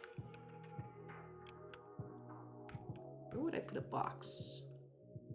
What would be what would a box be good for? For the warehouse. Instead of a wheel cart? A box?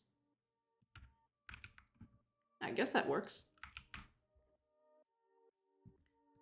I can use the wheel cart on something else.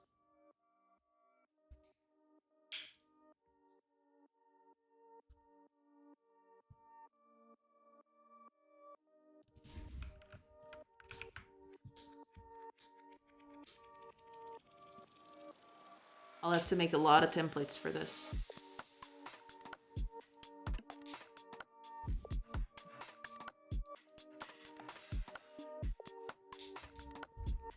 It's gonna be a wild ride.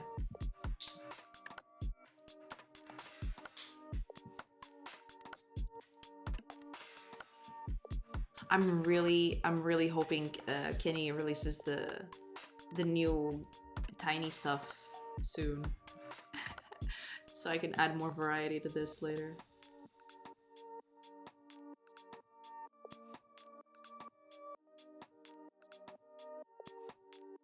But yeah, I think that's it for buildings.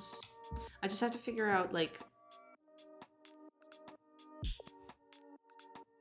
Yes, I want to see what he does. I really like this this tile set. It's really cute. It's really small. It's cartoony, but at the same time, it's like... I don't know, it's cute. I just like it. It's cartoony, but it's not too cartoony. It's cute. I like it. I like it.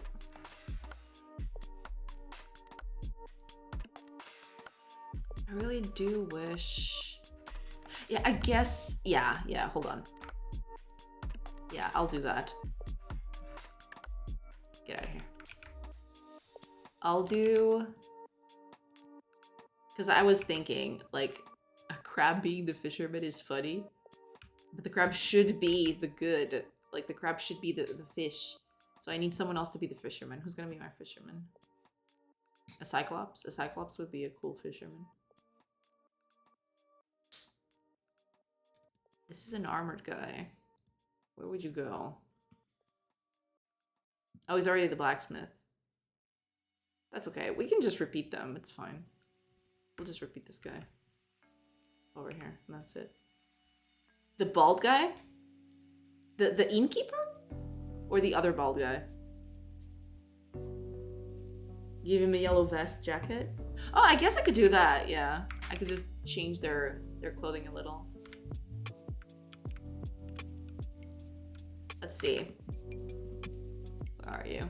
Get over here.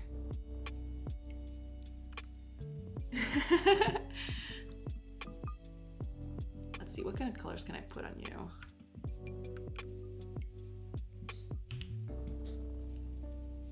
I don't want it to be too yellow because otherwise it'll clash with his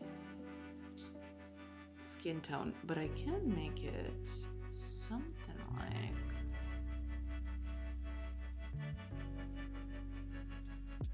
this.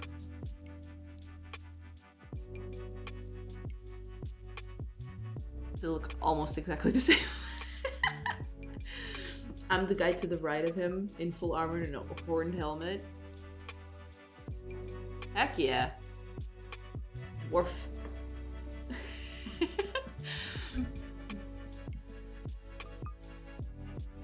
Alright, then let's do... Ooh, okay. I know what I'm gonna do. You're gonna be my weaver. And also my forester. But the forester, I'm gonna change your dress color. You're going to be... You're gonna have a green colored vest. Yes. There. A forester is made. The one that looks like a clown if you squint a little.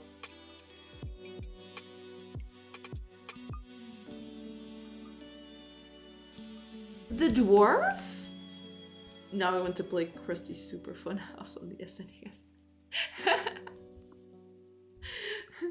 I don't think I actually played that one. Krusty's Super Fun. Because I did... Let me just check some.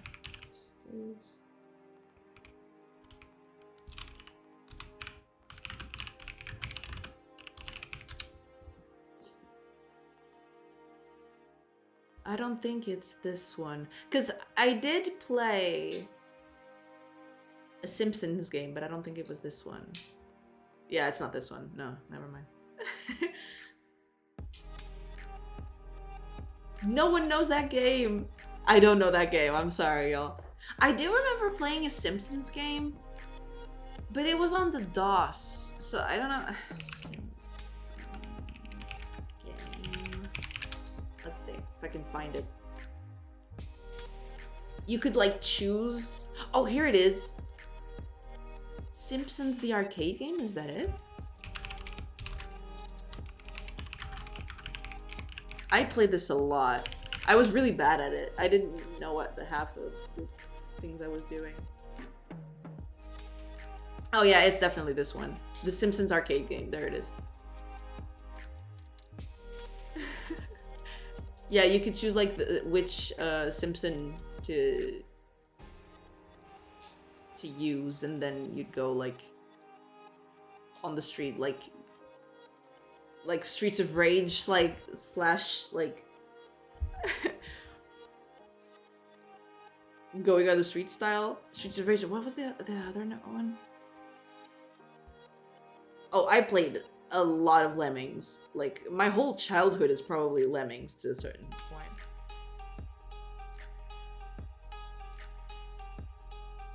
Oh, you own Lemmings on 3DO? That is so cool. Like, I love Lemmings, man. I played so much Lemmings when I was younger. I haven't actually revisited it. Like, I know they've made... I tried a demo back in the day when it launched, I think, of like a Lemmings 3D, but I don't think it caught on because I think Lemmings pretty much died after that. I don't have the games, but I played everything. Yeah.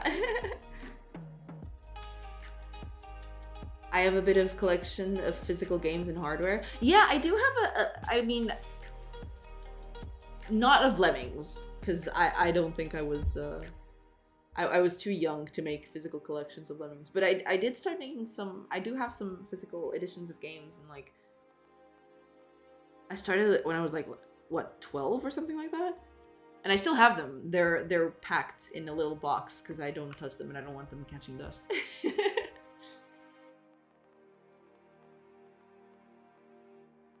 Most of them are discs, yeah. Well, most of them nowadays are on good old games. Eh. I had to start again. I moved to the US, so I gave up my first collection. Oh, that's so sad. I'm sorry to hear that. It must have been really rough, because like those collections usually have a lot of sentimental value, I think. You have 1,600 games ranging across 40 consoles? God damn. That is a lot. Holy crap. Okay, I'm nowhere near your level. I have like, I don't know, like what, 15, 20? Max, maybe? I remember Krusty's Super Fun House. I'm actually looking into it over here. I don't think I've ever looked at this game. I didn't know about it.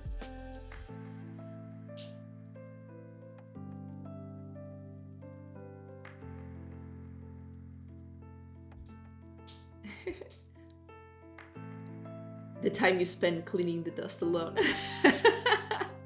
What, from the boxes of the old games? That's why I put them all in a box. They're like, well, not sealed in vacuum, because that would be bad. I guess that would be bad. But yeah, I have them all in a box, so that way I just clean the dust in a box.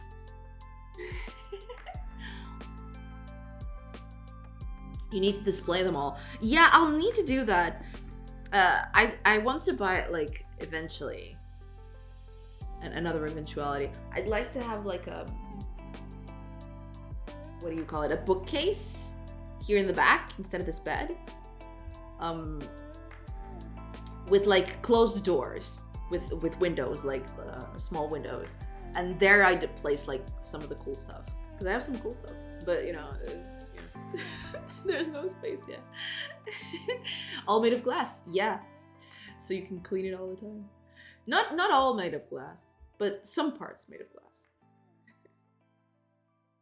No fingerprints, no touching. Yeah, no. We don't want it all glass. It needs to have a little frame. Otherwise, you know, all glass is just asking for like dust and fingerprints.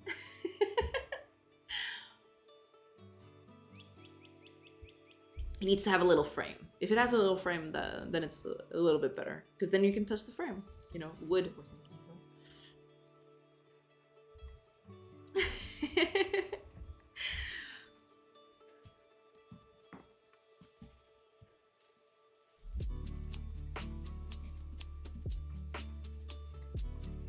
I want to one day sit down and stream playing all the games. That would be cool. Obviously on separate days, yeah. Yeah, but that would be pretty awesome. Like a little marathon. I think that'd be pretty neat. I'd watch the heck out of that. All games are cool. Imagine all the consoles on display and you can start up any you prefer at the moment. I mean, there is that. The only console... No, that's a lie. Okay. Because I bought a Switch like a few years ago. But before the Switch, the only other console I ever had was like a Sega Genesis. And I played a lot of Sega Genesis. Like, it was the thing I played all the time. And it's still alive somehow. It's stored, but it's still alive. It's still there. Like... stored somewhere in the house. But I used a lot of it. Like, I used it a lot. It was insane. Hey, Road Horse! Welcome. Welcome to the stream. Hope you're doing well. Oh, no, I'm doing nothing again. No, I don't want to paint stuff.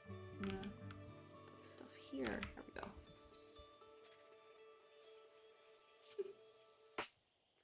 Hello.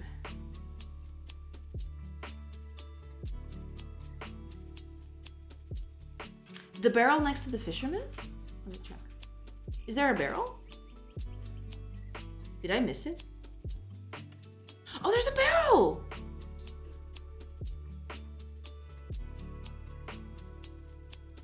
This changes everything. No, I'm just kidding.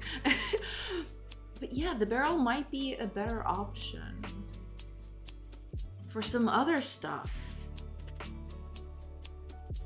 The fisherman would be a good option, actually. Let's copy this over, and then we can see. But yeah, the barrel would be...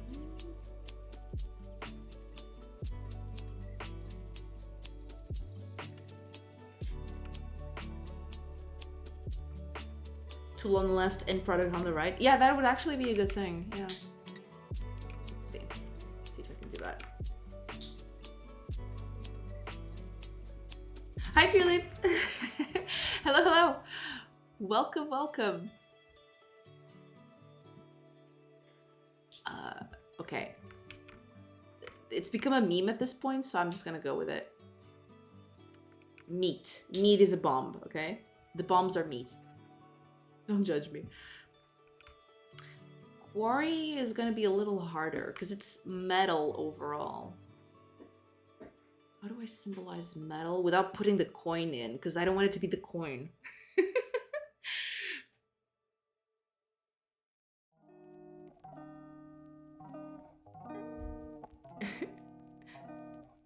They can't be after a few hours of digestion. Oh, here's a good one for the forester. Wood. Yes.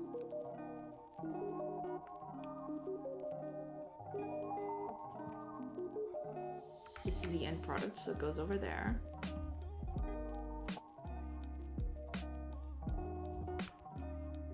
Well, yeah, I can just... Hold on.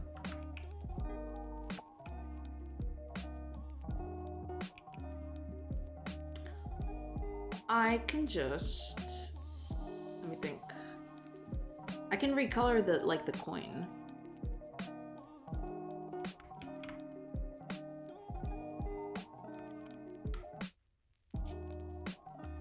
Instead of making it like this, make it like metal-y or something. Like an ingot or something. I always thought that the coin next to the hive was honey.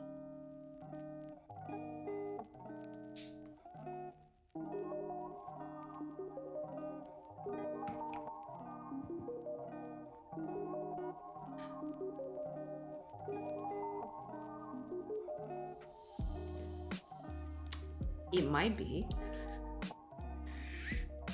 It just might be. I always thought it looked like a kind of like a sideways coin or something, but now that I look at it,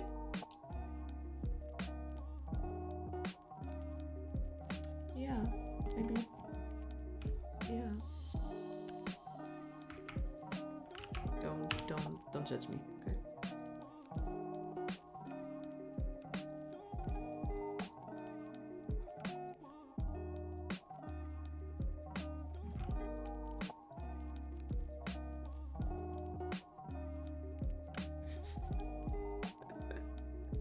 For the well, there's the empty pot too.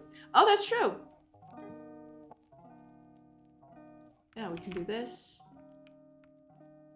There you go. Empty pot, full pot, perfect. Let's actually, I like this one. Let's move it over here because I want to make like a small montage of all of this. So let's,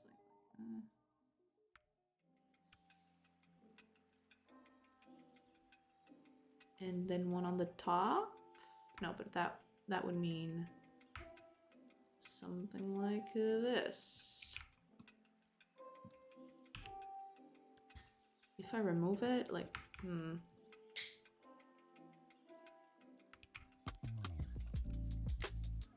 that'll do.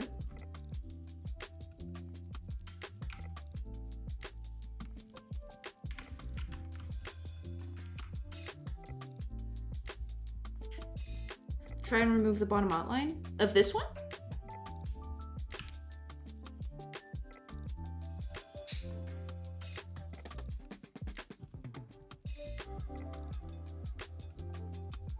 Of all the bars, okay, got it.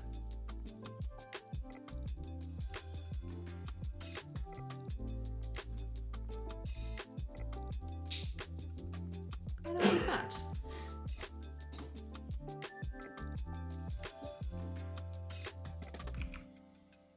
There. All better.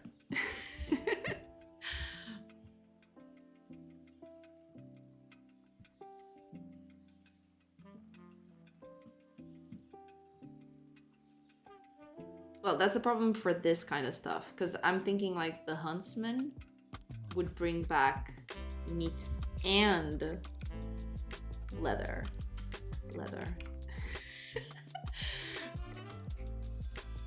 Now they look more like fine metals. Dang it!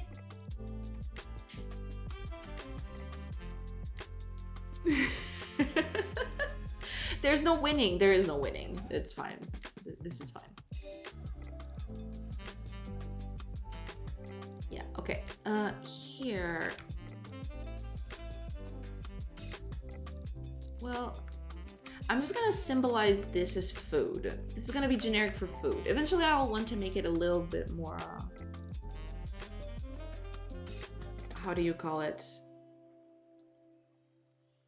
Advanced with like steps to making food, but this is gonna be like, there's a thing, it makes food. That's it. Like the food, it just magically appears out of nowhere. Oh, and also, let's not forget, the forester also comes back with herbs. Like in the supermarket. Yeah, the supermarket, you go to the supermarket, you buy food, and then it just, you know, there it is, there's food. Like, what do you mean?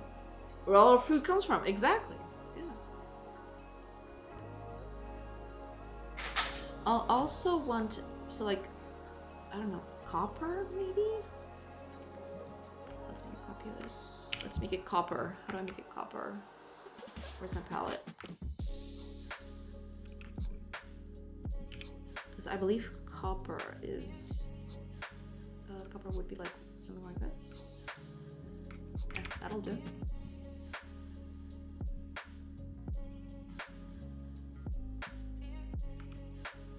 Here, let's move these one down.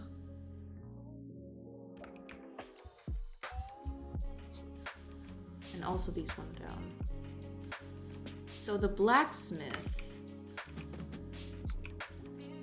is going to produce weapons. So bows, for now at least. Oops.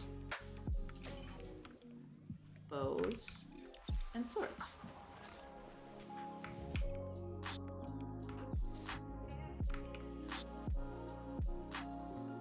As for the weaver, she'll produce like leathery stuff, so like light armor, but I don't have anything like that here. I guess this could be the light armor. This is the light shield, so light armor, sure.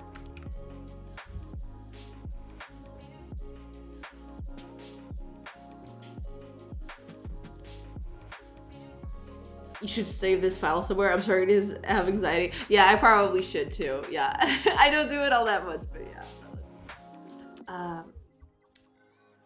Building experiments. And this is gonna be a PNG. There. No more anxiety. Yeah, no, I usually like I usually have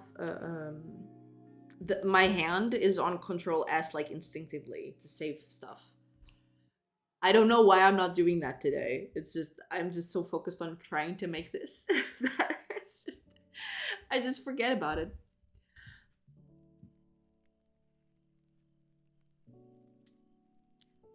So our weaver is the one who's gonna make our armor. Our leather armor, I suppose.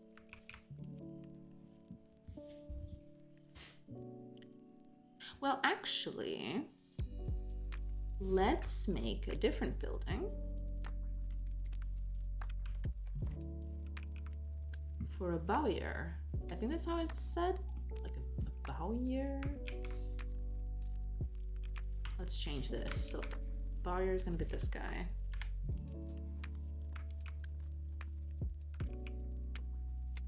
There we go.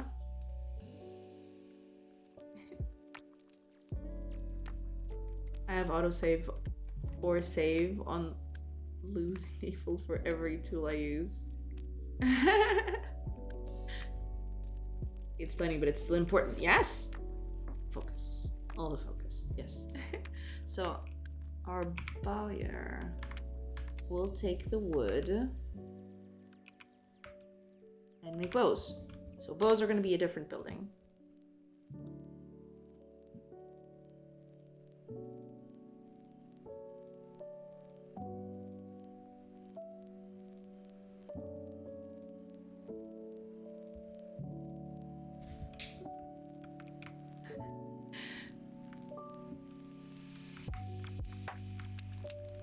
There.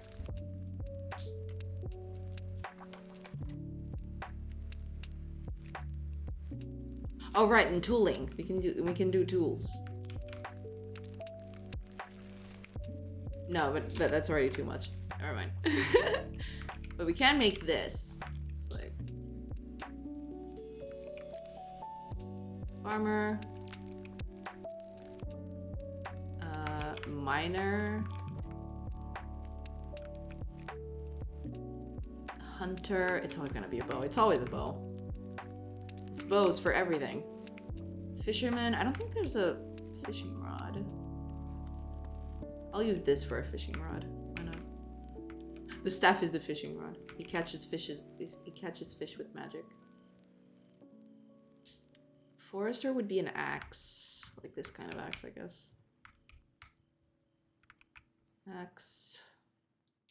That one doesn't need tooling.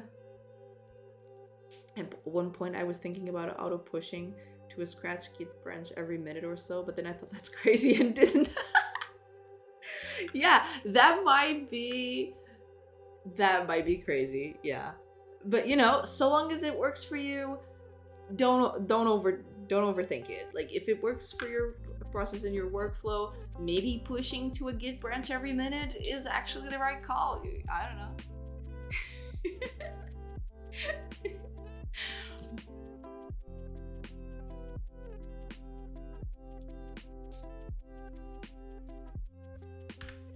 Actually, now that I think about it, I prefer the hoe. No, but yeah, leave it there. Leave it. That's fine.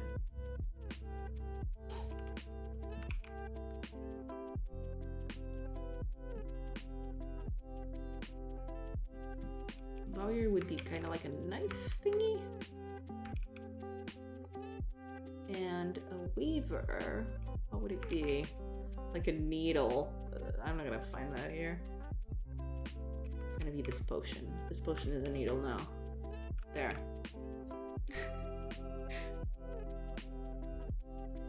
That one next to the well looks like a beehive box.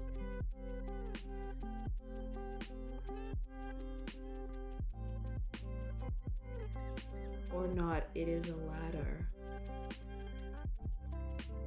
Next to, oh, you mean here? Yeah, this is a ladder, because this is supposed to go here. So it's supposed to do this. It's supposed to do something like this, and then you go up or down. At least I think that's what it is anyway. Oh, did I? Yeah.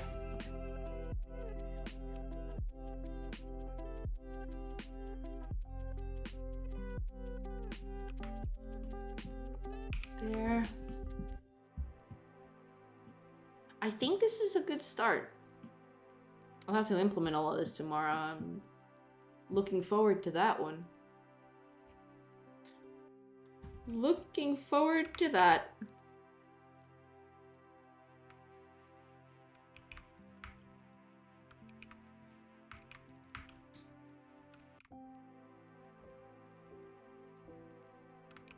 It's gonna be real fun when I start to implement this tomorrow.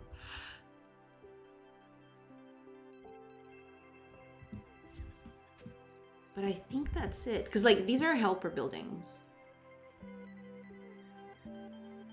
I mean, this produces units. Oh, there is one other thing that I wanted to do. Hold up.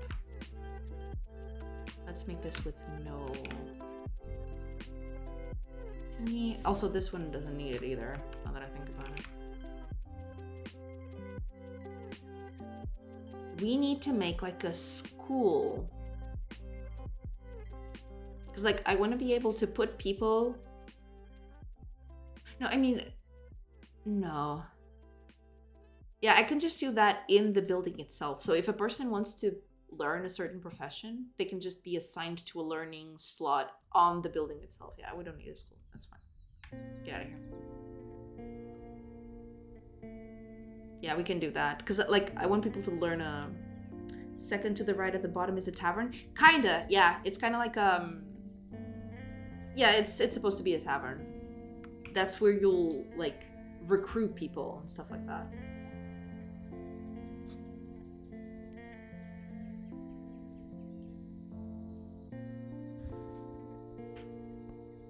Unless you mean this one. Second to the right.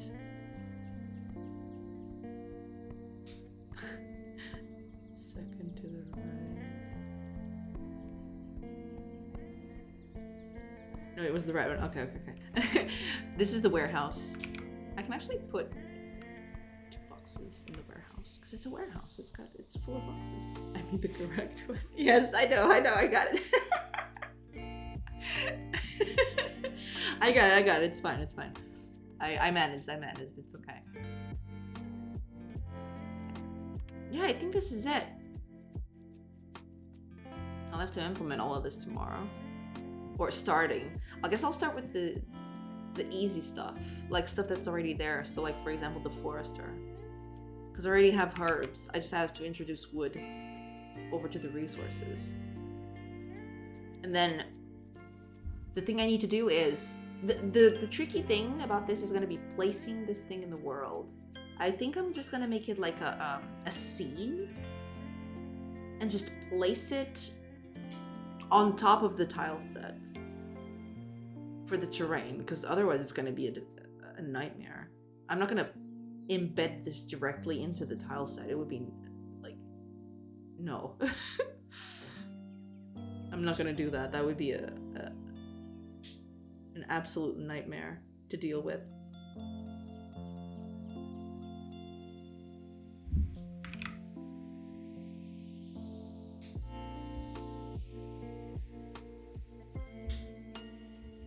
Actually, now that I think about it, we can just ditch this one altogether for now, for starters. I mean, it can stay here as a lonely, sad little thing. But yeah, our food can come from the huntsman. We don't need this building for starters. I mean, eventually I want to make it. But, you know, for starters, food can come from here and that's it.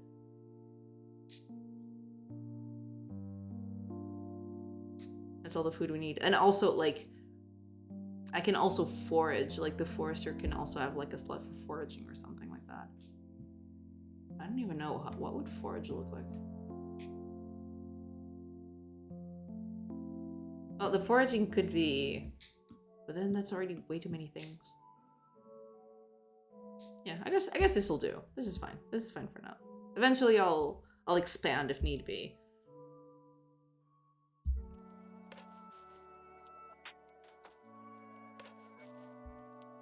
Oh, you know what would be a very important place that I totally forgot? A doctor.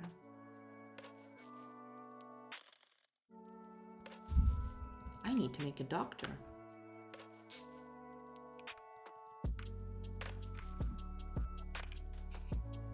No one look. It's fine. This is fine.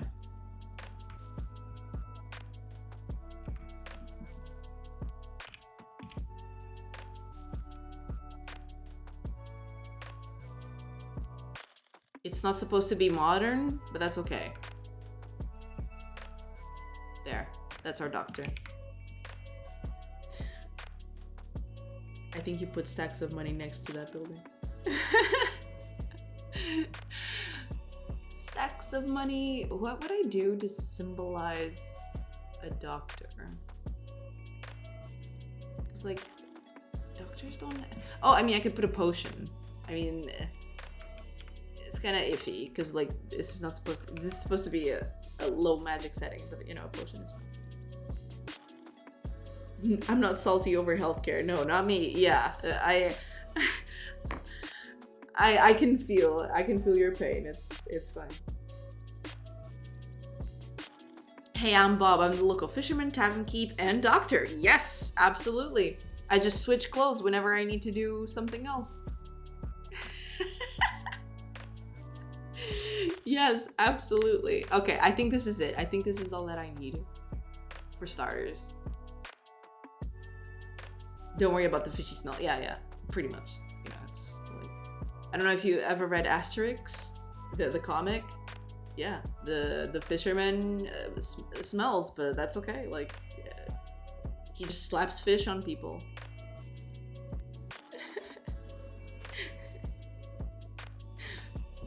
Oh, if you ever read, like, it's a comic. It's Asterix. It's supposed to be asterisk, but in French. Oh, you knew them all? Yeah. My father had, like, I inherited his collection because he no longer reads it, but he gave me all of his books. I have a whole collection of I think it's the whole collection. I don't think he missed one because he was a huge fan of it.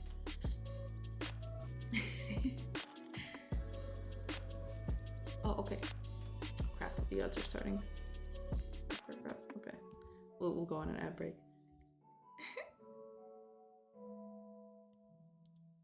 But yeah, my father gave me all of his books. They're still in my shelf. They're pretty cool. I really like them. I read them a lot when I was a kid, especially Asterix and Cleopatra. I think that's the name of it. I don't remember all of them off the top of my head. And then I bought one because like after like some years they launched like a book about how Obelix like fell into the cauldron when he was little, and I actually bought that one to finish the collection because I thought that was like, you know, it should put that there.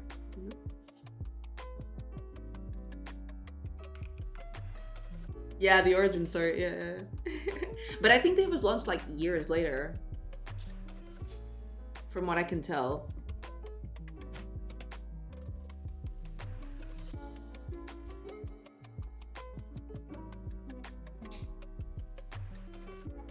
Yeah, the odds are in progress. That's okay.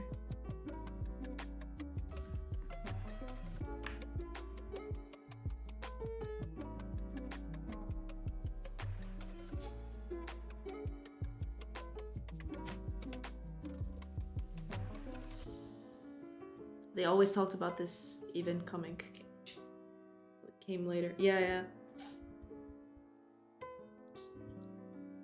I really like those comics.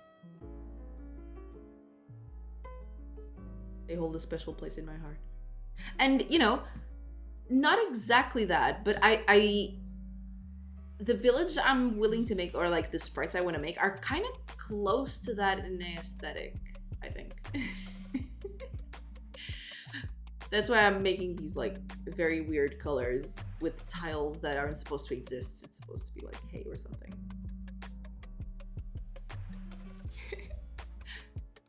But yeah, we'll get to that when we get there. Some villages still resist the conquerors of the south. Yes. Yes, indeed. Now that I think about it, it's actually pretty close to that. I hadn't thought about it, actually. Like, the story is very... I see where this is coming from. Yeah. No, but it's actually, like... It's a different story. But now that I look at it, now that I'm thinking about it, yeah, it's pretty close to that kind of thing. the kind of thing that Asterix had going. Now that I'm talking about it, yeah, it makes sense.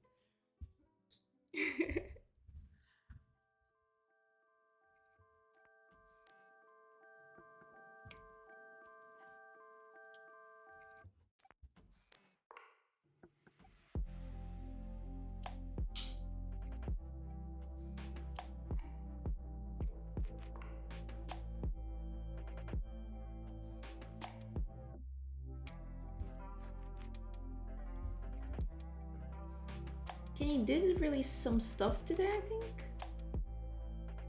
Well, not exactly today. It was a few hours ago. Yeah, it's the input buttons he did. That is some major work, goddamn.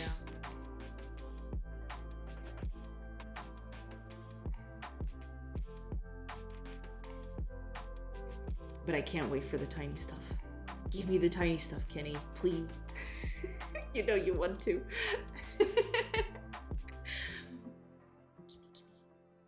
I want more stuff to put in my buildings. Make them look even more cramped. Hell yeah.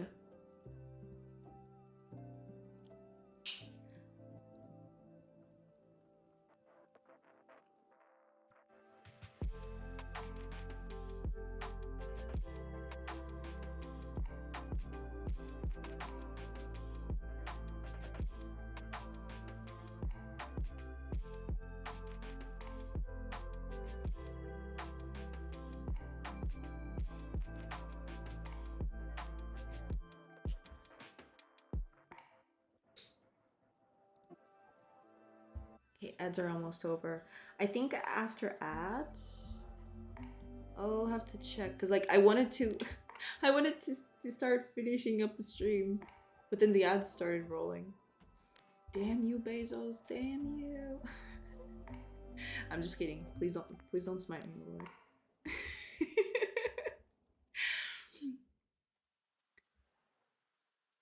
Yeah, let me check. Ooh. I think I know who I'm going to send you off to. Yeah. Cause like I'm thinking. Yeah. Okay. Oh, let's take off the ad break. God damn it, I always forget. Get out of here. Okay.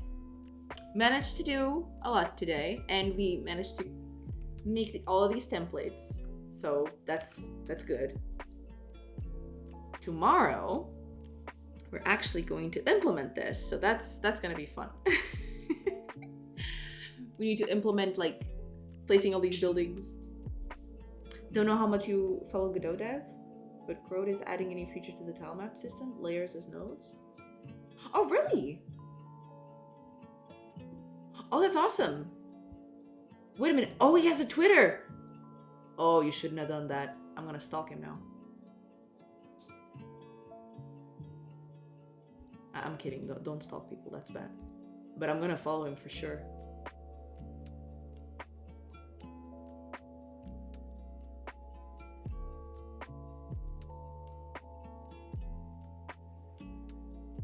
Oh. Okay.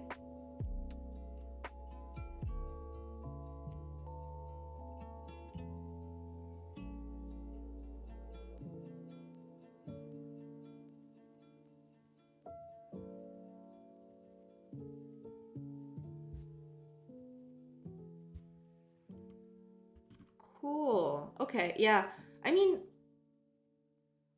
it's a little easier to manage, I think, especially if you're using the editor. Because right now, let me go over here. These tile sets that I have over here have upwards of 7 layers, but you wouldn't know that from looking at it. Because, like, it's all hidden in here. Like, it's in some of these. Yeah, some of these have, like, a bajillion layers, but they're all hidden here in the thing. Yeah, so actually making it as like a child of the tile map would actually be pretty good. It would help a lot with like organizing stuff. Needs to modularize more. Yeah, that would be pretty good.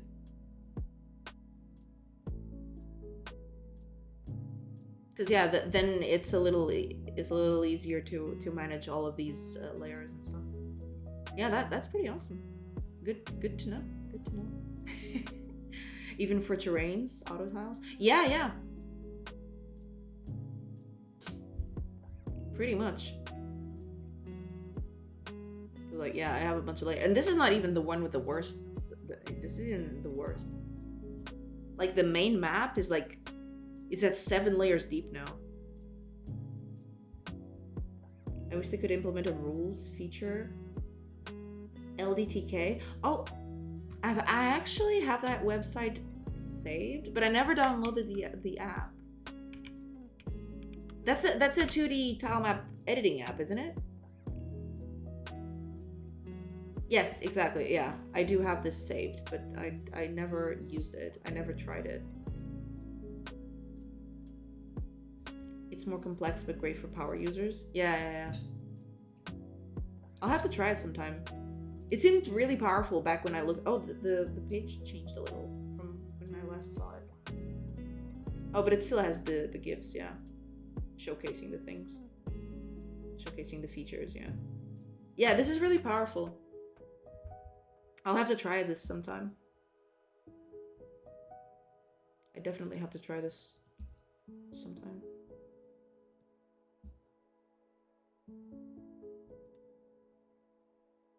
Very cool, very cool. I'll have to think about that.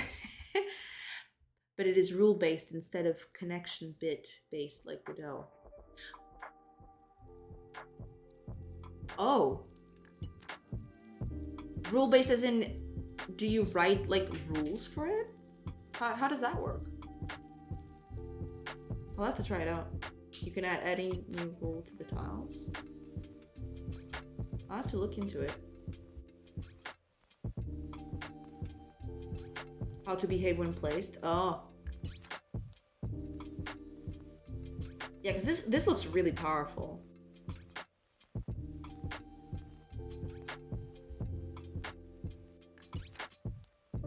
Ah, I think I know what you mean. Like when it like creates like hanging herbs from like ceiling tiles and stuff like that, right?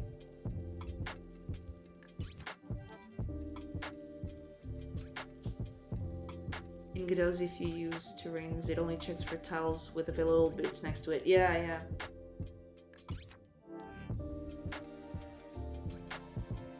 Yeah, but this looks really powerful. Oh, and it has Say Sprite support. I think when I last saw it, I don't think it had, or if it had, it was like buried somewhere. That's pretty cool.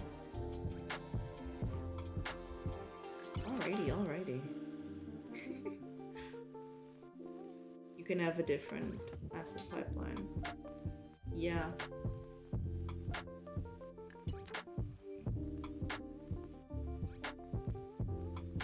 Oh, and exports to tiles. I don't know if it had all these features when I looked at it last. But this is pretty sweet. Using LDTK for the drawing and import it into Godot. Yeah. That would be pretty nice. That would be pretty cool. Yeah, okay. I'm gonna end it over for today because tomorrow we have all of this to implement. Oh, let me just say this before I forget. We have all this to implement tomorrow. Well, starting tomorrow. You know. We'll have to start small, you know. I think I'm gonna start with the housing and stuff. But yeah, I'm gonna keep this short and simple tomorrow. I'm gonna start with the basics. If I can tomorrow pick up from a pallet and place it on the terrain, I'll be happy. So yeah, I'm gonna end it here for today. I am going to leave you with Tomat Salad. He's a friend of the stream and he's making a cool game as well. It's about survival stuff, so you know, it's kind of tangentially related. So I'm gonna leave you with him. So thank you so much for being here, everybody. If you're still here from raids and stuff like that, thank you so much for coming and for sticking around. And hopefully I'll get to see you tomorrow when I start implementing all of this stuff. Yeah. All right, let's go raid Tomat Salad. Let's go. I'll have to copy his name because yeah, I never know. I'm terrible with this. Okay, let's see. Let's see if I don't crash and burn everything again. Thank you so much for being here, DVD Gamer, and thank you so much, everyone. Captain Fubar, Ron Horskian, everyone. Thank you a so much for being here today. And yeah, tomorrow will be another day. One more day, one more, you know, a few more features to be done. Thank you so much, everybody. Bye. Let's go raid. Let's go raid Tomat Salad. Let's go. Raid.